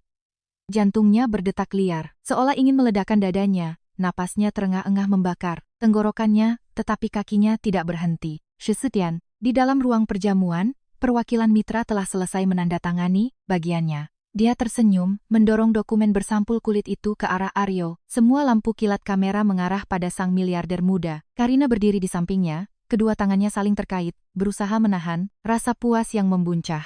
Hanya dengan sentuhan pena itu di atas kertas, dia akan menjadi pahlawan proyek. Sementara pelayan murahan itu akan terlupakan selamanya. Aryo mengambil pena emasnya. Ujung penanya baru saja menyentuh permukaan kertas, rasa gelisah yang memuncak menggulung di benaknya. Brak! Plak, pintu kayu solid ruang perjamuan didorong terbuka dengan kekuatan yang luar biasa. Bunyi benturan yang keras membuat semua orang di ruangan itu terlonjak. Puluhan lensa kamera seketika berbalik mengarah ke pintu. Aryo berhenti, mengangkat matanya. Dan kemudian, jantungnya seakan diremas. Berdiri di tengah ambang pintu yang lebar adalah Nadhira Ayunda. Dia terengah-engah, dadanya naik turun drastis, rambutnya yang selalu digelung rapi, kini berantakan. Wajahnya dipenuhi kotoran dan debu, kemejanya kusut dengan beberapa robekan. dan tangannya meneteskan darah merah pekat ke atas karpet. Beludru mewah. Namun terlepas dari penampilannya yang hancur, matanya bersinar, tajam seperti dewi perang yang baru saja kembali dari neraka. Berhenti, jangan ditandatangani. Suara Nadhira terdengar jernih, tajam, menembus semua kebisingan. Seluruh ruangan gempar. Wajah Karina pucat pasi. Dia mundur dengan terbata-bata, tak mengerti mukjizat macam apa yang membuat Nadhira bisa keluar dari ruangan kedap udara itu. Satpam. Mana Satpam? Seret dia keluar. Dia gila, mengganggu acara penting, perusahaan. Karina menjerit panik, berniat memanggil penjaga, namun Aryo sudah lebih dulu berdiri. Dia membanting penanya ke atas meja, mengambil langkah panjang dan mantap, menembus kerumunan, berjalan lurus menuju Nadhira. Dia mengangkat tangannya, memberi isyarat agar penjaga berhenti. Tatapannya tidak mengandung kemarahan, karena acaranya kacau, melainkan hanya kepedihan mendalam saat melihat luka berdarah di tubuhnya. Ada apa, Nadhira? Siapa yang membuatmu jadi seperti ini? Suara sang miliarder merendah. Lembut dan penuh perlindungan, sangat berbeda dari sikap dinginnya, yang biasa. Nadhira tidak memedulikan tatapan ratusan orang. Dia mengangkat tinggi-tinggi, dokumen lampiran yang sudah kusut di tangannya, melangkah menuju meja perundingan. Menatap lurus pada perwakilan mitra. Lalu, di hadapan keterkejutan semua orang, dia melontarkan serangkaian bahasa Eropa Utara yang fasih, tegas, dan lantang, bergema ke seluruh ruangan besar. Dia menerjemahkan langsung setiap kata, dalam klausul jebakan, menganalisis, dengan sangat rinci struktur tata bahasa kuno yang digunakan untuk memutarbalikkan arti dari berbagi kerugian menjadi menanggung risiko secara independen. Dia menunjukkan perbedaan halus antara draft teks yang diajukan mitra dengan dokumen asli yang dilampirkan, yang kini ada di tangannya. Melalui argumen hukum internasional yang akurat dan pemahaman mendalam tentang hukum perdagangan, dia membuktikan bahwa klausul ini merupakan pelanggaran transparansi yang fatal, sebuah tindakan penipuan terencana untuk menjatuhkan miliaran dolar kerugian ke kepala mitra. Wajah perwakilan asing yang semula percaya diri seketika menjadi pucat pasi, keringat mengucur deras. Mereka tidak pernah menyangka bahwa di negara timur yang jauh ini ada seseorang yang begitu menguasai bahasa kuno dan hukum lokal. Mereka hingga mampu menelanjangi konspirasi licik ini sepenuhnya. Dihadapkan pada bukti tak terbantahkan dan argumen tanpa celah dari Nadhira, delegasi mitra tidak bisa mengucapkan sepatah kata pembelaan pun. Mereka terpaksa menundukkan kepala menanggung malu, buru-buru mengemasi dokumen mereka, dan meninggalkan ruangan dalam kehinaan yang luar biasa. Ruang perjamuan menjadi riuh. Semua mata kini tertuju pada Karina. Direktur, wanita itu berdiri gemetar di sudut ruangan, menyadari bahwa karier dan kehormatannya telah sepenuhnya terkubur di bawah abu keserakahan dan kecemburuannya sendiri. Aryo berdiri di sana, matanya menyaksikan kepanikan pihak mitra, lalu kembali menatap gadis kurus yang berdiri terengah-engah di hadapannya. Dadanya bergemuruh oleh emosi kuat yang belum pernah ia rasakan. Gadis ini mengabaikan keselamatan dirinya sendiri, mengabaikan citranya, menggunakan tangan kosongnya untuk merobek kegelapan guna berpacu dengan waktu, hanya demi menyelamatkannya dan perusahaannya dari bencana. Aryo melepas jas luarnya yang dijahit dari bahan termahal, melangkah maju dan, dengan lembut, namun tegas menyampirkannya ke bahu Nadhira yang sedikit gemetar, karena dingin dan lelah. Kehangatan tubuhnya mengalir kepadanya, membawa serta perlindungan sekokoh gunung. Semuanya sudah beres. Terima kasih, kata Aryo dengan suara beratnya, tangannya yang besar sedikit mengencangkan pelukannya di bahu Nadhira. Di depan ratusan karyawan dan media, miliarder arogan itu tanpa sadar menggunakan sapaan yang sangat menghargai dan menyayangi, alih-alih hierarki biasa. Cahaya kilat kamera kembali berkedip, tetapi kali ini bukan untuk merekam upacara penandatanganan, melainkan untuk mengabadikan momen di mana seorang pria paling berkuasa menunduk melindungi seorang wanita yang berlumuran lumpur, namun memiliki jiwa berlian yang bersinar terang. Dalam pelukannya, Nadhira perlahan memejamkan mata, semua kelelahannya seolah menguap. Namun, dia sama sekali tidak tahu bahwa jebakan kontrak ini hanyalah puncak dari gunung es. Saat ikatan antara mereka berdua semakin dalam, bayangan dari masa lalu akademisnya yang gemilang dan pahit akan kembali menghantuinya, mengancam, merenggut martabat terakhir yang dia jaga dengan nyawanya. Apakah sang pencuri otak dari masa lalu berdiri sangat dekat dengannya di perusahaan ini? Peristiwa penyelamatan kontrak bersejarah itu berakhir, namun menyisakan guncangan yang tidak kecil di internal Cakrawala Group. Karina Pramudia menjalani sidang internal, kehilangan separuh kekuasaannya di Departemen Humas, dan harus menahan amarah mundur ke balik layar. Sementara itu, Nadhira Dari, seorang konsultan yang diremehkan, kini menjadi simbol kebijaksanaan dan dedikasi. Namun, di tengah pujian dan tatapan kagum ribuan karyawan, dia tetap mempertahankan ketenangannya, sama sekali tidak terlihat sombong atau arogan. 2 hari setelah upacara penandatanganan yang penuh gejolak itu, Aryo sendiri membawa Nadira ke klinik swasta kelas atas untuk memeriksa kembali luka-luka di tangannya. Udara klinik tercium aroma antiseptik yang lembut. Dokter tua itu dengan hati-hati melepaskan lapisan perban yang berdarah, luka sayatan akibat tepi sekrup berkarat menancap dalam ketelapak tangannya yang lembut, merah, dan bengkak. Aryo bersandar di ambang pintu kaca, matanya tak lepas dari kedua tangan itu. Jantung pria yang telah kenyang diterjang angin dan badai dunia bisnis tiba-tiba berdenyut ngilu. Dia telah melihat banyak orang yang rela mengorbankan kehormatan demi uang, tetapi ini pertama kalinya dia melihat seorang wanita tidak peduli pada tubuhnya sendiri demi melindungi jerih payah orang lain. Lukanya cukup dalam, jangan sampai terkena air dan harus sering diganti perbannya, pesan dokter tua itu. Nadira hanya mengangguk kecil dan tersenyum, mengucapkan terima kasih. Dia berniat meraih tasnya, tetapi Aryo melangkah maju dan dengan alami mengambil tas kain usangnya. Mulai hari ini sampai lukamu sembuh total, hentikan. Sementara semua pekerjaan penerjemahan, perusahaan sedang memiliki proyek survei budaya lokal di kota dataran tinggi Dieng yang berkabut. Saya butuh orang yang sangat memahami adat istiadat untuk ikut. Kamu akan mendampingiku. Suara Aryo terdengar hangat namun membawa ketegasan yang tak bisa ditolak. Nadira tahu perjalanan survei ini sebenarnya hanyalah alasan untuk memaksanya beristirahat. Dia sedikit menunduk tanpa membantah, hanya menjawab, "Baik, Pak Prasdir."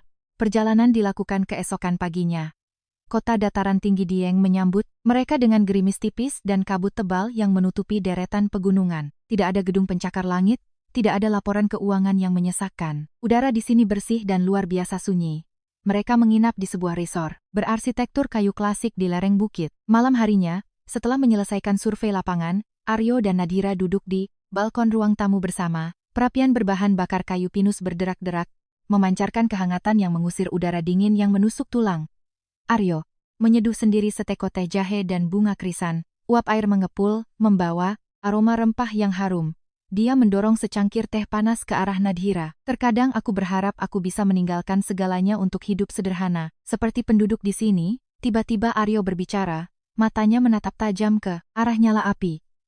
Tidak ada persaingan, tidak ada tipu muslihat, tidak perlu berjaga-jaga siang malam terhadap orang-orang yang tersenyum tepat di depan wajah kita. Nadira mengangkat cangkir tehnya dengan kedua tangan yang masih dibalut perban putih.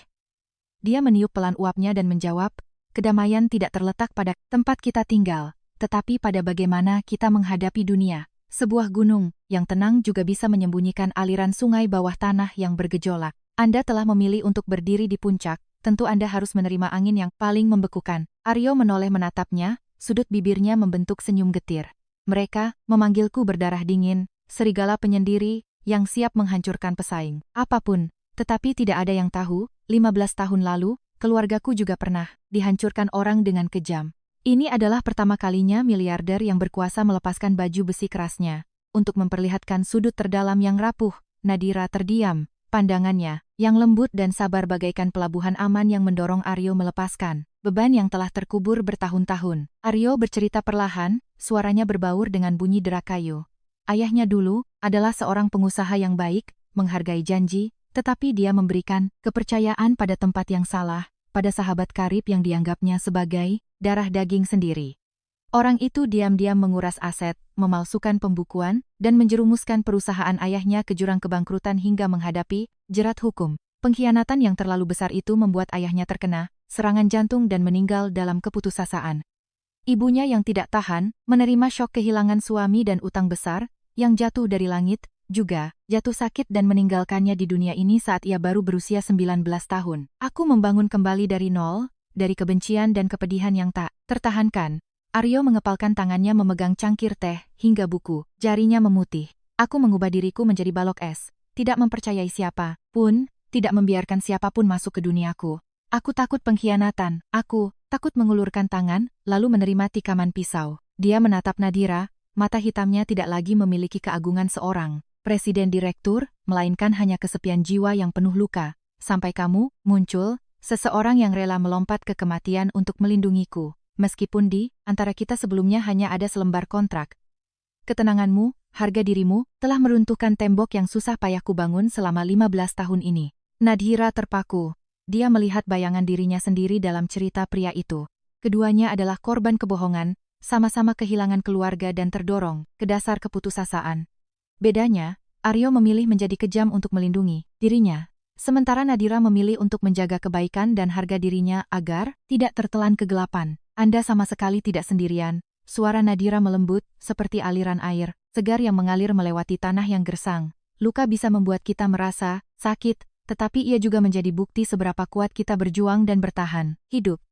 Jangan biarkan dosa orang lain mengubah Anda menjadi orang yang pernah Anda benci. Aryo mengulurkan tangannya, jari-jarinya yang hangat dengan pelan menyentuh lapisan perban di tangan Nadira. Gestur itu sangat berhati-hati, seolah takut menyakitinya, tetapi juga mengandung keinginan untuk terhubung yang sangat kuat. Pada momen itu, di tengah ruang berkabut di dataran tinggi, dua jiwa dengan banyak luka seolah telah menemukan harmoni. Lapisan es yang telah membeku selama lebih dari 1 dekade di hati sang miliarder, mulai mencair di bawah tatapan jernih sang gadis miskin. Namun, kedamaian selalu menjadi barang mewah. Kembali ke ibu kota setelah perjalanan penuh emosi itu, Nadira tidak menyangka bahwa kotak Pandora yang berisi rahasia paling kejam tentang masa lalu, akademisnya akan segera dibuka. Kembali ke ritme kehidupan ibu kota yang sibuk, Cakrawala Group mulai mempersiapkan acara besar. Malam peringatan ulang tahun Yayasan Budaya dan Akademis yang disponsori langsung oleh perusahaan. Ini adalah malam gala yang mempertemukan para elit dari dunia penelitian, cendekiawan, dan profesor terkemuka dari dalam dan luar negeri. Aryo Kusuma ingin menggunakan acara ini untuk meningkatkan prestise perusahaannya, sekaligus menugaskan Nadira tugas penting untuk meninjau proyek penelitian yang akan dianugerahi penghargaan. Di ruang kerja yang dipenuhi cahaya alami, Nadira dengan tekun meninjau setiap dokumen nominasi. Pengetahuan akademis yang dulu pernah menjadi langit mimpinya, kini nyata di depan matanya, membuatnya mendamba sekaligus merasa ngilu. Dia membalik daftar individu-individu cemerlang. Semuanya normal, sampai matanya terpaku pada sebuah judul karya penelitian yang dinominasikan untuk penghargaan khusus. Persimpangan dan transformasi bahasa kuno dalam perdagangan timur abad ke-15. Detak jantung Nadira tiba-tiba terhenti sepersekian detik. Dia buru-buru membalik ke halaman berikutnya, membaca sekilas ringkasannya, setiap baris, kalimat, setiap argumen, setiap interpretasi teks kuno yang tertera di kertas, itu begitu tidak asing hingga membuatnya mati rasa. Napasnya tercekat di dada. Itu bukanlah karya penelitian yang asing, itu adalah disertasi doktoralnya sendiri. Darah dagingnya selama 4 tahun penuh, makan tidur di perpustakaan, ribuan malam terjaga untuk menerjemahkan setiap karakter pada batu-batu prasasti kuno. Argumen-argumen eksklusif yang belum pernah dipublikasikannya secara utuh. Karena dia terpaksa berhenti di tengah jalan, semuanya kini terbentang di sini, utuh tanpa kurang 1 koma pun, namun di bawah sebuah nama yang sama sekali asing. Kevin Pramudia. Kevin Pramudia, seorang akademisi muda yang sedang naik daun, yang dipuja media sebagai anak ajaib linguistik. Dan marga Pramudia itu, Nadira mengepalkan tangannya kuat-kuat, luka yang belum sepenuhnya sembuh, kembali merembeskan darah. Kevin Pramudia adalah kakak kandung Karina Pramudia, direktur humas yang selalu menganggapnya sebagai duri dalam daging. Kenangan mengerikan dari 4 tahun lalu menyapu bagai badai buas. Hari ketika keluarganya bangkrut dan ibunya jatuh sakit, dia harus buru-buru mengemasi barang untuk pindah dari rumah yang disita. Dalam kepanikan yang luar biasa, laptop yang berisi semua data disertasinya satu-satunya telah dicuri. Dia pernah melapor ke polisi, pernah mencari dengan gila-gilaan, tetapi tidak ada petunjuk apapun. Saat itu, dosen pembimbingnya sangat menyesal, tetapi beliau tidak bisa berbuat apa-apa karena seluruh kekayaan intelektualnya belum sempat didaftarkan hak ciptanya. Ternyata dunia ini begitu kejam dan sempit. Itu bukanlah pencuri jalanan biasa, melainkan keluarga Pramudia yang menyuap lintah darat untuk mencuri laptopnya. Mereka dengan tega menginjak-injak darah dan air mata seorang gadis malang, yang berdiri di tepi jurang, mencuri nyawa akademisnya untuk menggelar karpet merah bagi putra mereka yang tak berbakat agar bisa naik ke podium kejayaan. Saat Nadira harus menyikat mangkuk dan membersihkan toilet demi membeli bubur untuk ibunya, pria pencuri otak itu bersantai menikmati ketenaran, mengenakan jubah akademisi bergengsi yang dibangun dengan keringat dan air matanya. Ada apa sampai ibu konsultan Nadira menatap dokumen sebegitunya? Suara tajam dan penuh sindiran terdengar dari ambang pintu. Karina melipat tangannya di dada dan masuk, senyum di bibirnya menyilaukan kepuasan. Dia melirik berkas nominasi yang terbuka di meja Nadira, lalu sengaja meninggikan suaranya. "Ah, sedang melihat berkas nominasi kakakku, ya? Sebuah karya penelitian yang luar biasa, bukan? Pengetahuan tingkat tinggi seperti itu, Orang-orang dari kelas bawah yang biasa bekerja jadi pelayan dan tukang bersih-bersih sepertimu, pasti walau dibaca pun tidak akan mengerti. Nadira perlahan mendongak, matanya saat ini tidak lagi memiliki ketenangan dan kelembutan seperti biasanya. Sorot itu dingin, dalam, dan mengerikan, seperti jurang es tak berdasar. Dia menatap tajam wajah Karina yang tertutup riasan tebal. Fakta telanjang itu kini sangat jelas. Kebencian tanpa alasan dan sikap merendahkan yang ditunjukkan Karina padanya sejak hari pertama ia masuk perusahaan, bukan sekadar keangkuhan orang kaya. Itu bermula dari rasa bersalah, dari ketakutan, saat menyadari bahwa orang yang otaknya telah dicuri oleh keluarganya tiba-tiba muncul kembali dan bersinar terang. Pengetahuan tingkat tinggi yang Direktur Karina sebutkan. Nadhira mulai berbicara, nadanya rendah tetapi setajam pisau cukur.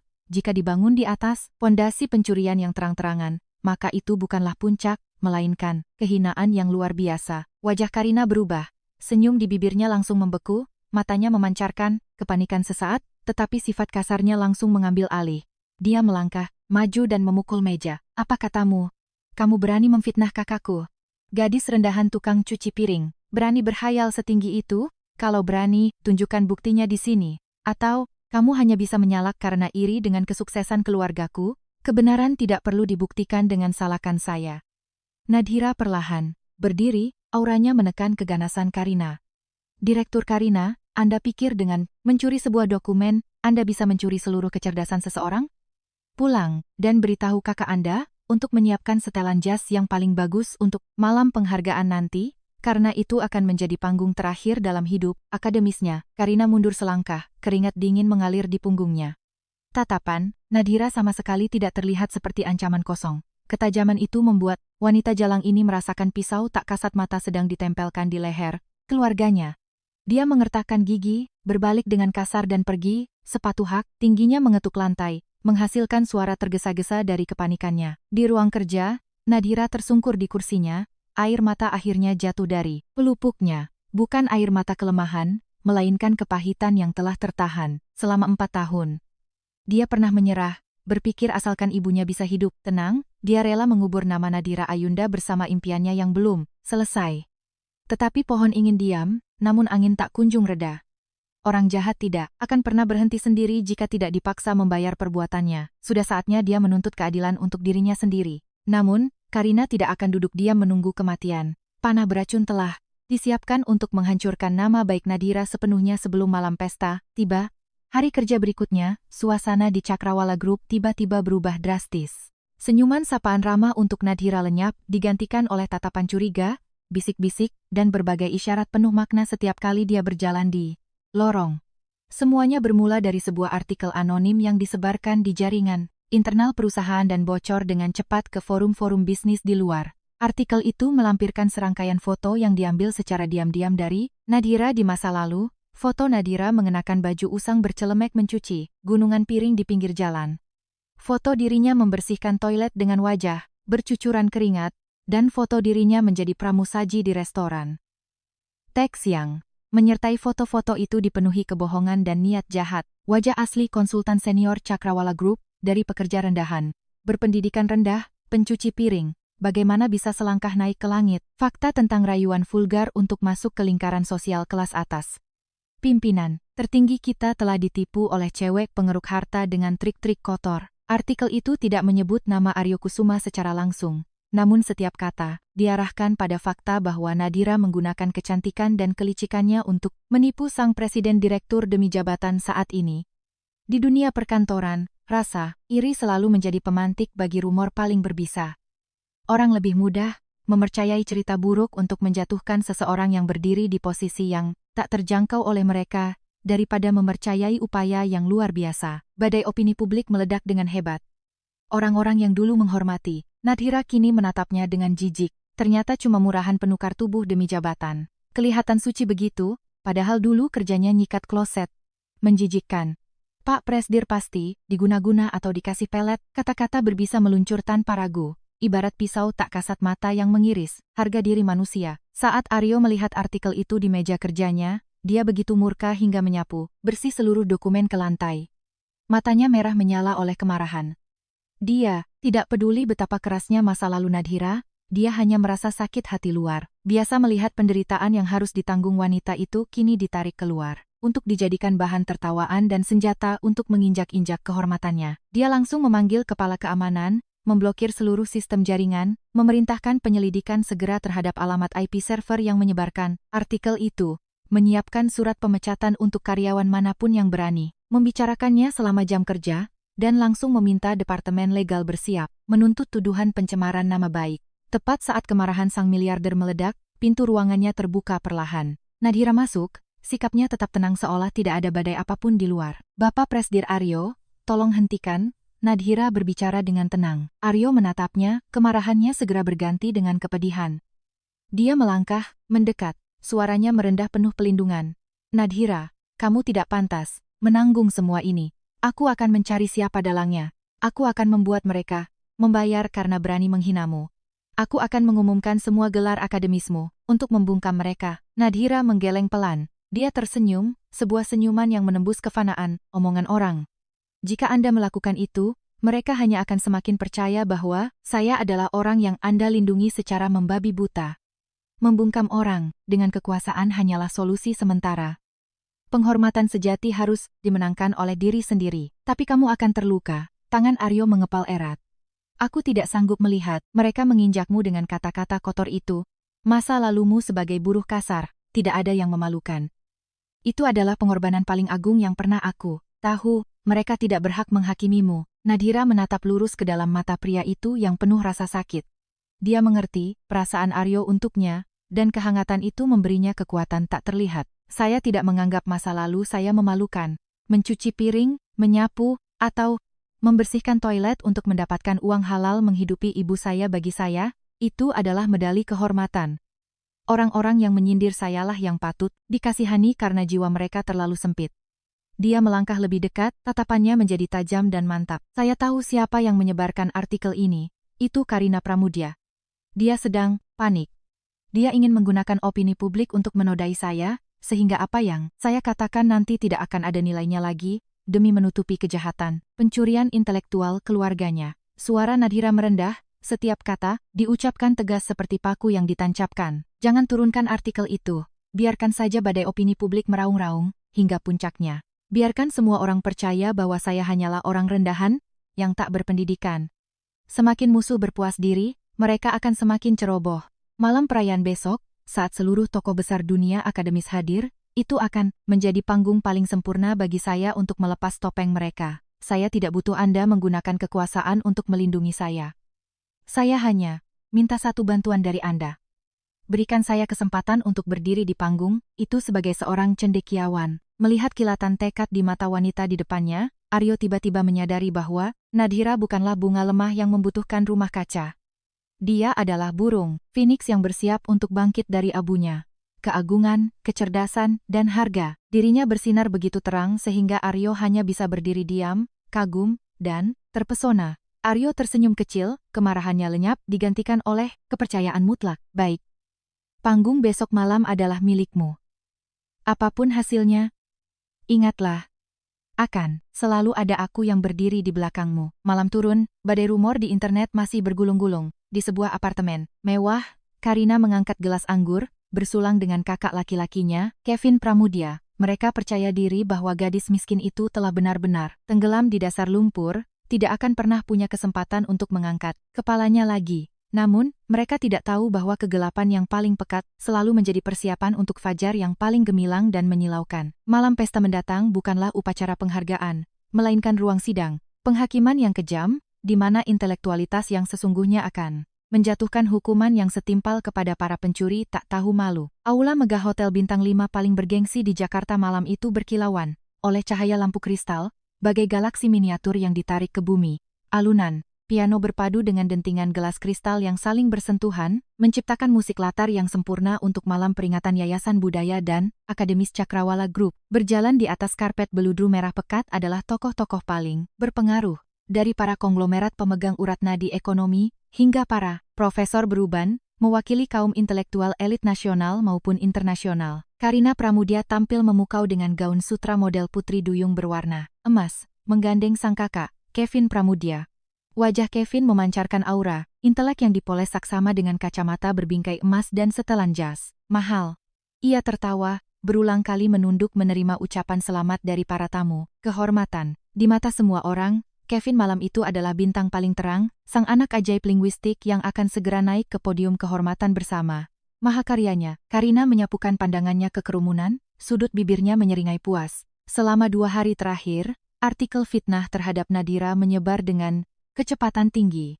Dia yakin orang yang berlatar belakang rendah dan sedang menanggung cibiran puluhan ribu orang, pasti sedang bersembunyi di kontrakan. Kumuhnya, menangis dalam kehinaan, dan tidak akan berani menunjukkan wajahnya di tempat terhormat seperti ini. Namun, senyum Karina mendadak membeku. Dari arah pintu utama, 2 daun pintu kayu ek yang berat dibuka dengan hormat oleh pelayan. Seluruh aula besar tiba-tiba tenggelam dalam keheningan yang aneh, seolah ada hembusan angin dingin yang membawa kekuatan tak kasat mata menerpa. Semua mata serempak tertuju ke arah pintu. Aryo Kusuma melangkah mantap, berwibawa dalam balutan setelan jas hitam pekat, memancarkan aura seorang raja di dunia bisnis. Dan tepat di sampingnya, menggandeng tangannya dengan sangat alami dan tenang, adalah Nadira Ayunda. Nadira tidak mengenakan gaun malam berpotongan rumit atau bertatahkan berlian, yang menyilaukan mata. Nadira memilih untuk mengenakan kebaya sutra berwarna hijau zamrud, murni dan elegan layaknya embun pagi di puncak gunung. Rambut hitam panjangnya disanggul rapi dengan tusuk konde mutiara sederhana. Tanpa perhiasan mewah, tanpa riasan tebal, namun kesederhanaan murni itu menonjolkan aura kebanggaan. Sebuah kecantikan intelek yang mendalam yang tidak bisa digantikan oleh barang bermerek apapun. Bisik-bisik mulai terdengar dari meja-meja perjamuan. Bukankah dia tukang bersih-bersih yang sedang viral di internet itu? Kenapa Presdir Aryo terang-terangan membawanya ke acara akademis sebesar ini? Benar-benar luar biasa, tukang toilet berani bersanding dengan kalangan elit. Kata-kata kejam melayang di udara, namun Nadira tidak berkedip. Punggungnya tetap lurus, langkahnya tidak gentar sedikit pun. Aryo sedikit mengencangkan lengannya di mana Nadira memegang, sebuah konfirmasi diam-diam bahwa meskipun seluruh dunia membelakangi Nadira, dia akan tetap berdiri melindunginya. Melihat pemandangan yang menyakitkan mata itu, Karina mengertakkan giginya, rasa iri menutupi akal sehatnya. Ia berbisik ke telinga kakaknya, lalu keduanya membawa gelas anggur, dengan sengaja melangkah menuju Aryo dan Nadira. Di sekitar mereka saat ini berdiri beberapa profesor mancanegara terkemuka di bidang bahasa kuno. Karina ingin menggunakan tangan para tamu kehormatan ini untuk melepas topeng Nadira dan mempermalukannya hingga ke akar-akarnya di depan umum. Selamat malam, Presdir Aryo, suara Karina terdengar nyaring. Ia dengan sengaja berbicara dalam bahasa Barat, Eropa, yang sangat cepat dan dipenuhi slang untuk pamer. Sungguh mengejutkan Anda membawa konsultan Nadira kemari.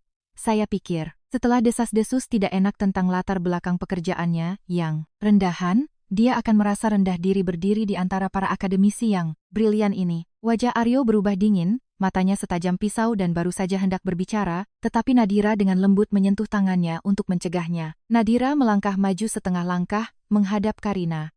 Dengan menggunakan bahasa yang sama persis seperti yang digunakan Karina, tetapi dengan nada aristokrat yang sempurna dan penggunaan kosakata akademis yang sangat elegan, Nadira berkata, ilmu pengetahuan adalah samudra yang luas, Direktur Karina. Orang-orang yang benar-benar berilmu akan melihat kedalaman dasar laut, bukan menilai dari jenis kayu apa perahu itu dibuat.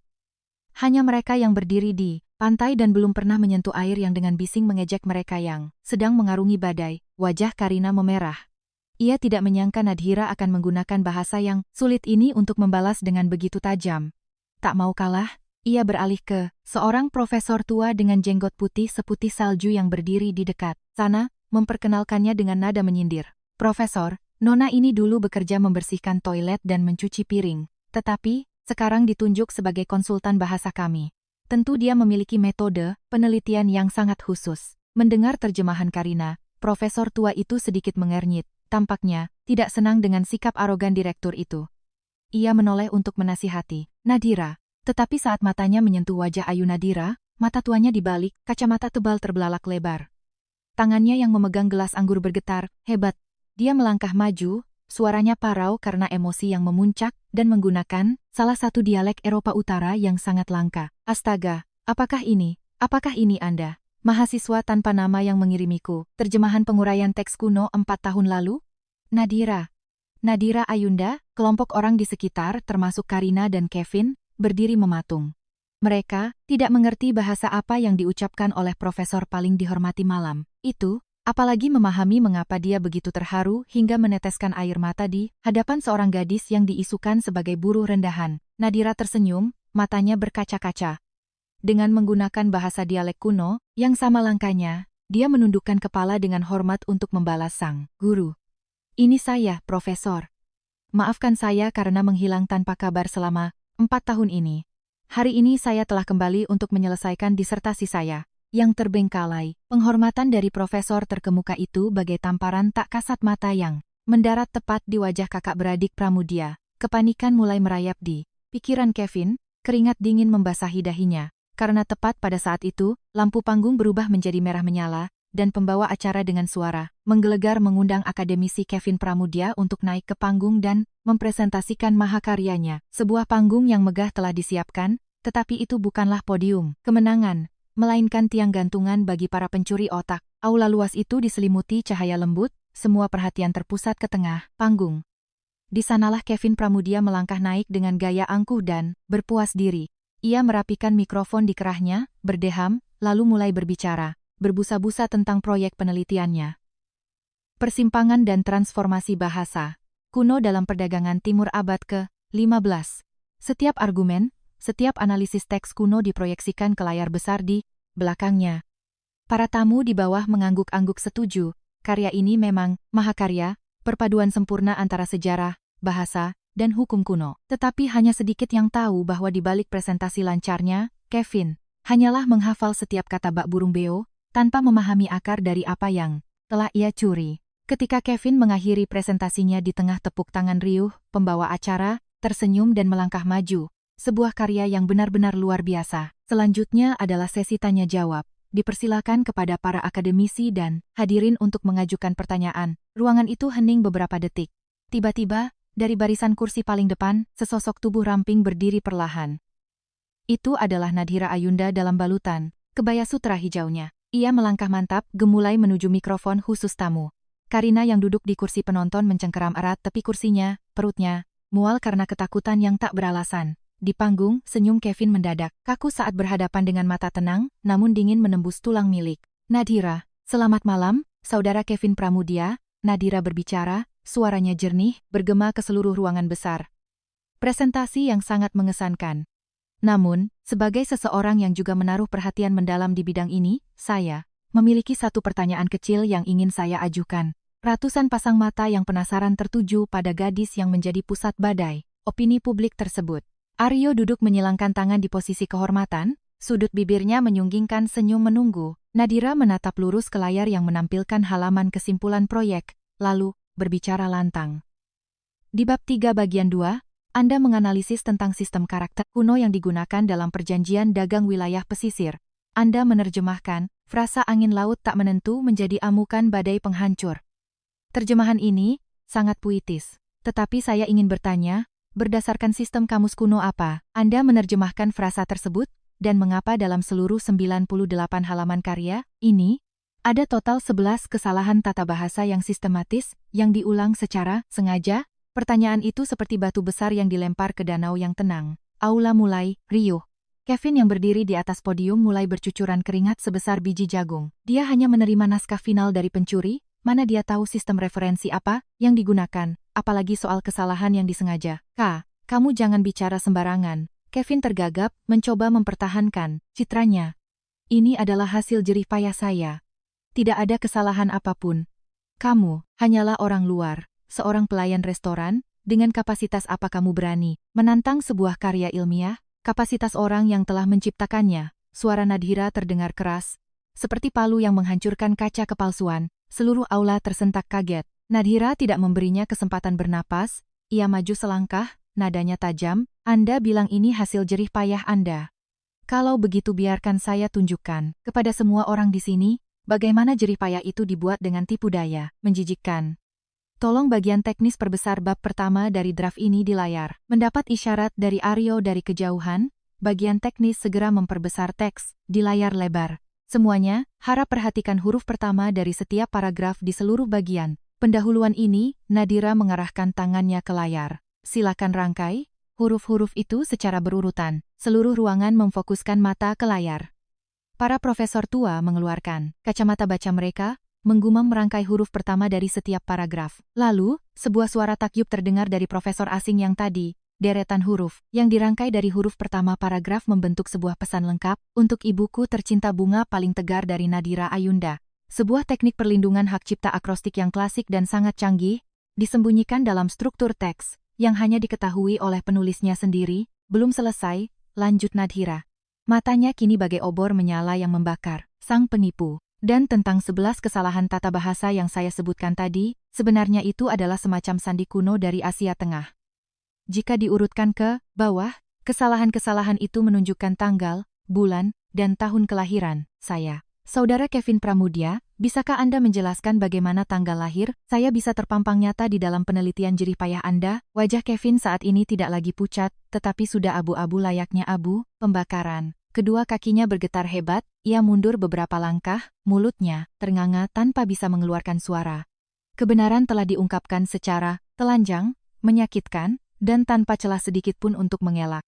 Ia hanyalah seorang pencuri yang menyedihkan. Di kursi penonton, Karina menutup wajahnya, rasa malu yang luar biasa membuatnya hanya ingin lenyap dari dunia ini. Tatapan yang dulunya memuja keluarganya kini berubah menjadi kebencian dan kejijikan hingga ke tulang. Tepat pada saat itu, pintu aula kembali terbuka. Tim keamanan dari Cakrawala, grup bersama perwira polisi melangkah masuk. Aryo berdiri, mengancingkan setelannya.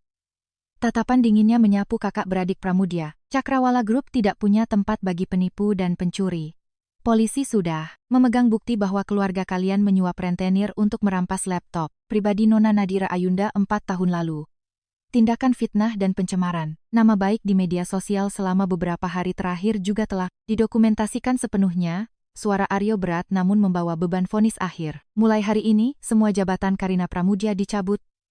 Kalian akan menghadapi hukum atas kejahatan yang kalian lakukan. Kakak beradik Pramudia dikawal keluar oleh pihak berwenang diiringi sorakan dan tatapan jijik dari seluruh kaum elit. Badai gosip yang jahat akhirnya sirna, memberikan ruang bagi cahaya kebenaran dan keadilan.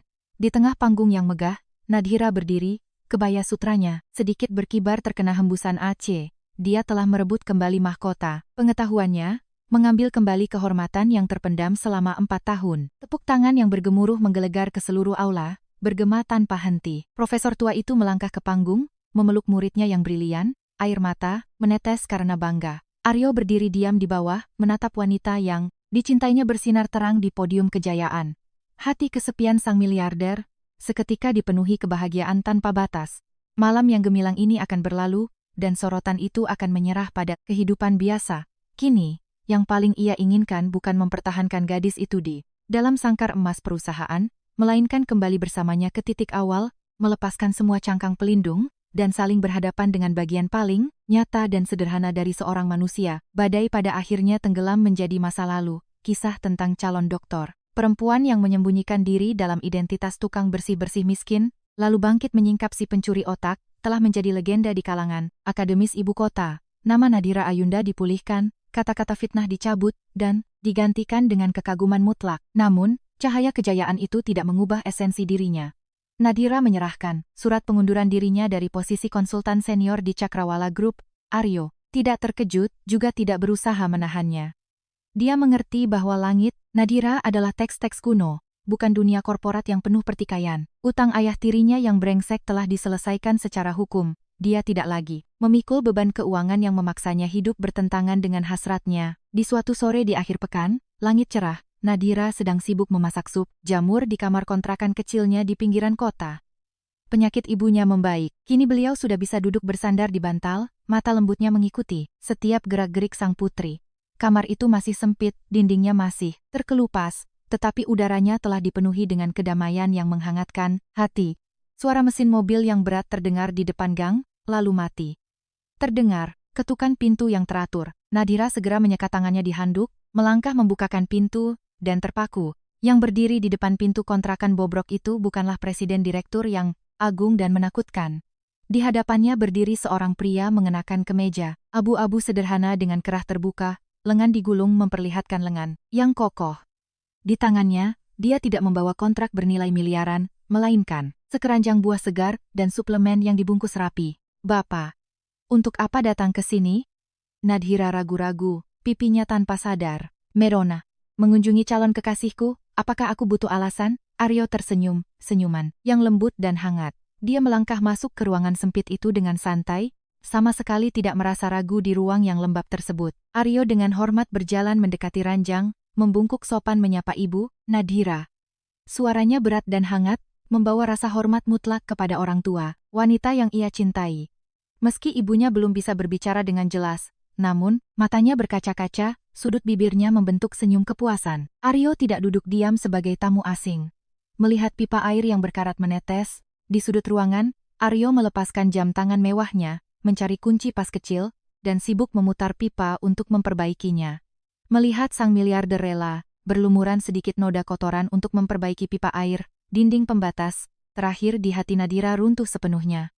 Dia tiba-tiba menyadari bahwa apa yang membuatnya bergetar bukanlah kekuasaan yang dimiliki pria itu, melainkan ketulusan yang luar biasa dalam kerendahan hatinya. Makan malam disajikan di atas meja plastik yang sudah usang, tidak ada piring, porselen berlis emas, tidak ada gelas kristal, hanya ada sup jamur yang mengepul, sayur asem, dan sepanci ikan bumbu kuning yang sederhana. Aryo duduk bersila di kursi plastik pendek, wajahnya berseri-seri dengan kebahagiaan sejati. Dengan tangannya sendiri, dia melepaskan duri-duri ikan, meletakkan daging yang lembut ke dalam mangkuk ibu Nadhira, lalu mengambilkan sepotong jamur panas untuk Nadhira. Sudah sangat lama aku tidak merasakan makanan dengan rasa masakan rumah, Aryo berbicara. Dulu meja makan rumahku sangat luas, penuh dengan makanan lezat yang aneh-aneh, tetapi terasa dingin karena kekurangan orang.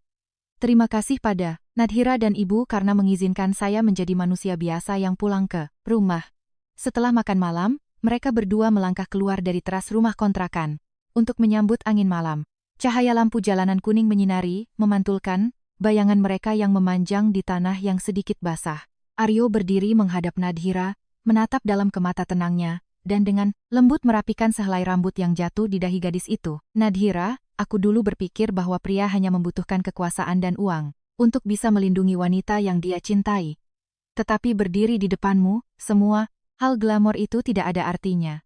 Kamu tidak butuh seorang presiden direktur yang menggelar karpet emas. Kamu hanya butuh pria yang tahu bagaimana menghargai kecerdasanmu, mau berbagi kepahitan, dan makan semangkuk sup panas bersamamu. Mengatakan hal itu, dia perlahan mengeluarkan sesuatu dari tas kertasnya.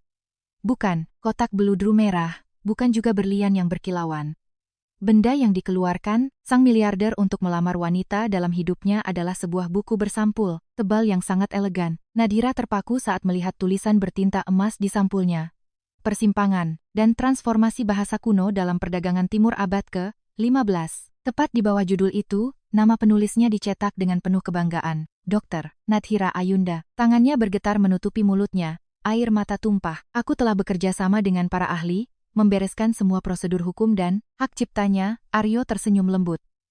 Karya yang menjadi darah dagingmu, kehormatanmu, kini sepenuhnya milikmu. Dia meletakkan buku itu di kedua tangan Nadhira yang bergetar, lalu perlahan berlutut dengan satu kaki di atas tanah dingin. Nadhira Ayunda, maukah kamu mendampingiku di sisa hidupku, membiarkan aku membersihkan perpustakaanmu setiap hari, memasakkan mie saat kamu begadang, meneliti, dan memanggil ibumu sebagai ibu kita? Nadhira memeluk erat buku itu di dadanya, air mata mengalir, tetapi senyuman merekah cerah. Aku bersedia, isaknya. Aryo berdiri, memeluk Nadhira erat ke dalam pelukannya, lingkaran tangannya yang kokoh menghalau segala badai kehidupan. Di kemudian hari, kaum elit kelas atas di ibu kota masih sering berbisik-bisik tentang kisah cinta yang aneh ini. Presiden direktur yang dingin tidak menikahi putri konglomerat, melainkan menghabiskan hidupnya mengangkat seorang cendekiawan wanita yang pernah melewati hari-hari menyikat toilet dan mengangkat piring kotor. Namun bagi mereka yang benar-benar mengerti, mereka tahu bahwa nilai manusia tidak terletak pada pakaian yang dikenakannya. Harga diri, kebaikan, dan kecerdasan membanggakan yang bangkit dari lumpur, itulah perhiasan yang paling berharga.